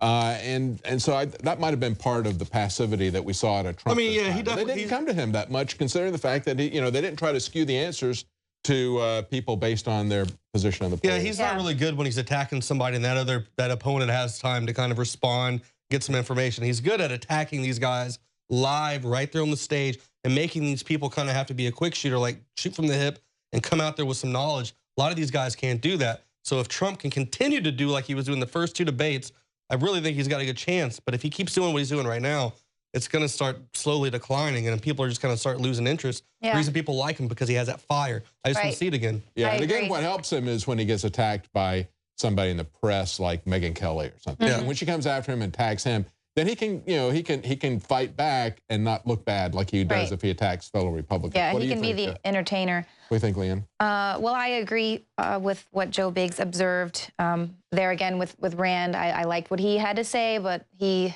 has, like you said, lack of gravitas and no passion. It's like he's already given up, but he still is a fighter, and he's always been consistently the one who's voted, and not just because he's running for president. However, you know, you need that fire and passion. But what I also realize, what's really frightening, is that really anyone that we elect is ready to take us to World War III. And that's what they said. You know, Rand Paul was the only one that said, people on this stage want to send your sons and daughters now to World War III. And that, for me, is just, that's frightening, because whoever is the next president. Absolutely. Yeah, it is very frightening to look at that. Let's go to Darren McBreen back in the Twitter booth. Darren, you got any closing statements for us? Well, I kind of agree with Leanne. I don't know who won the debate, but Rand Paul definitely had the best soundbite of the evening. He said that he would not arm ISIS. It's the dumbest thing our government did. Don't arm your enemy. So we should get that clip out on Facebook, Twitter, Infowars.com as soon as possible. Meanwhile, Rubio said ISIS hates us for our freedoms. Yeah. Where have we heard that before? He's channeling W, isn't he? Yeah, and I thought also what Rand Paul said, and it was very powerful, although I wish, again, he had more passion when he said it, was he said, understand that when you're talking about enforcing a no-fly zone over Syria, the Russian Air Force is already there. You're talking about shooting down a Russian airplane. And the other guys on stage didn't have a problem with that. Yeah, let's go ahead. Let's, you know, rah, rah, rah. You know, yeah, we'll let you fly in one time, but then if you fly back, maybe you can get out, but if you come back, really? No. Yeah. And I feel like the only reason why Kasich backtracked like that and said, well, this is what the no-fly zone would be like for me, you're still basically poking the bear and saying, we're going to go to war, we're going to shoot down your plane. Yeah, these guys are tools. I was very disappointed in the questions that were asked. You know, we didn't have any gotcha questions. We didn't have questions where they said, well, you know, this candidate to your left here said this about you. What do you say about that? You know, where they deliberately tried to mix them up. We didn't have any kind of soap opera-ish questions like that. That makes it more entertaining. It was really more policy wonk questions. And I quite frankly am really tired of, and they went through it at least twice tonight. At least twice.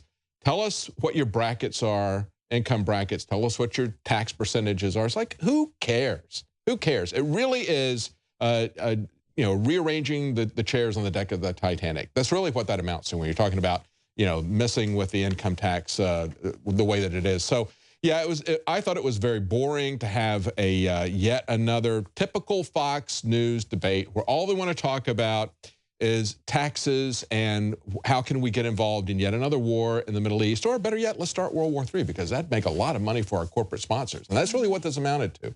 And I think it was really kind of I think this was the biggest snoozer of a debate of any of them that we have covered, because they stuck to those boilerplate and they got boilerplate answers back. You know, boilerplate questions, boilerplate answers about the typical Fox. If they purposely did that, they're like, all right, you guys didn't like the way we've been doing it. Now we're just going to bore the hell out of you. Yeah. Well, I think that's successful. what it Mission was. The moderators themselves wanted to stay out of it. And I think that Ben Carson has some like deep military training with his hands, because I was getting like hypnotized the whole time. It was like the men who stare at goats. I was like about ready to like punch myself in the face a few times. I think he has something where he blinks, you know. He is kind of like Manchurian Candidate. He kind of like, it's just his hands aren't even in sync with what he's saying with his thoughts. Well, and look, let's reinforce this too. Let's understand that the presidential elections are an effort to get you focused on the one aspect of politics where you really don't have much influence, okay? Your vote really doesn't matter for president. It really doesn't. Your vote can matter at the local election. Your vote can matter at the state elections, okay? But it doesn't really matter for president, especially when all these people have no difference between each other and with Hillary Clinton for the most part. You know, Rand Paul is offering us a choice of a rational libertarian foreign policy, but of course he's not getting much in terms of support. They don't want to hear that. They want wars, and they want to hear about are they going to get special tax breaks? They want to know that they're going to pay less tax than their neighbor. That's all they care about. They don't want freedom. They just want to be on top of the heap. They want to have their mortgage deduction, and they will stay in the slave system of the income tax and the IRS in order to keep that mortgage deduction. I mean, that's the mentality of the public now. Right. Well, that's it for our coverage tonight. Thanks for joining us. We'll be back tomorrow night at 7 Central with the InfoWars Nightly News. Happy birthday, Marine Corps, and happy Veterans Day tomorrow. Thanks for joining us. Knockout is back. If you want a product that has 10, Knockout is back. If you want a product that has 10 known ingredients that naturally get your body to relax, your brain to relax, so you get deep, restful sleep, Knockout's it. InfoWarsLife.com. L-theanine, hops flower extract, lemon balm extract, valerian root extract, chamomile flower extract, L-tryptophan extract, melatonin, and more. All organic, all the natural sources. It's the same price as leading brands of melatonin that are 3 milligrams a piece. It has 3 milligrams, the standard recommended dose for an adult. It's got the GABA. So it would probably cost $50 to take all this as separate pills. It's $19.95. You take 1 or 2 of these, and it just is really clean, restful sleep is what the reviews are. It's what I've experienced. And it just synergistically puts everything in there. InfoWarsLife.com. That's InfoWarsLife.com. Or call 888-253-3139. You are watching the InfoWars Nightly News, which airs 7 p.m. Central at InfoWarsNews.com. And your support is helping us defend liberty worldwide.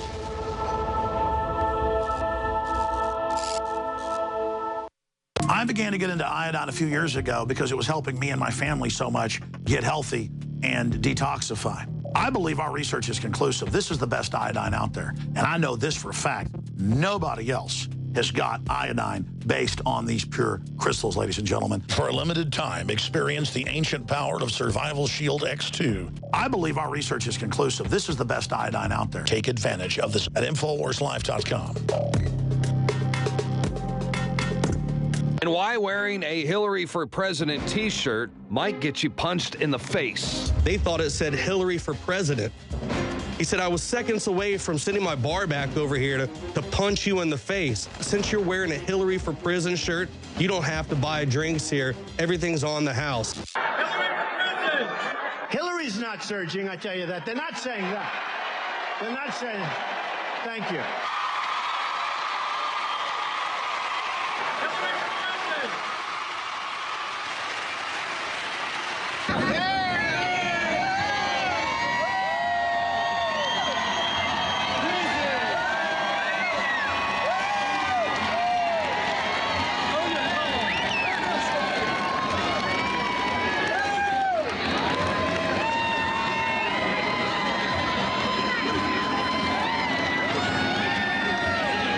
There you have it. Donald Trump endorses Hillary for Prison. Get your Hillary for Prison 2016 t-shirt at the InfoWars store. And on the back, it says, legalize freedom. Show your disapproval of Hillary by buying your t-shirt today. But what she's done is criminal. This is an American president. Just add puppet, then vote and repeat every 4 years.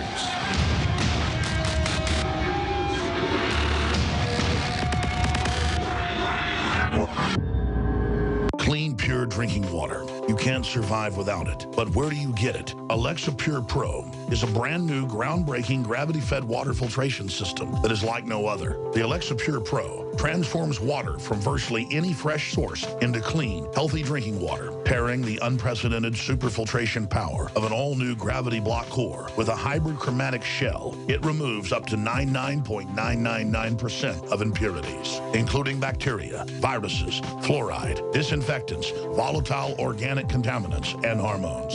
Filter capacity up to 5,000 gallons. Stainless steel construction, easy assembly, low maintenance. Replacement filters are simple to install. And now, as part of an exclusive limited time introductory offer, you can save $20 off the retail price and get free shipping. This is a limited time offer, so order your unit today and receive free shipping and $20 off. Go to InfoWarsStore.com or call 888-253-3139.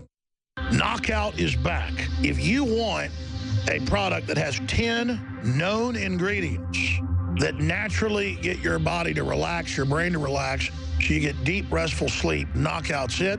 InfoWarsLife.com. L-theanine, hops flower extract, lemon balm extract, valerian root extract, chamomile flower extract, L-tryptophan extract, melatonin, and more. All organic, all the natural sources. It's the same price as leading brands of melatonin that are 3 milligrams a piece. It has 3 milligrams, the standard recommended dose for an adult. It's got the GABA.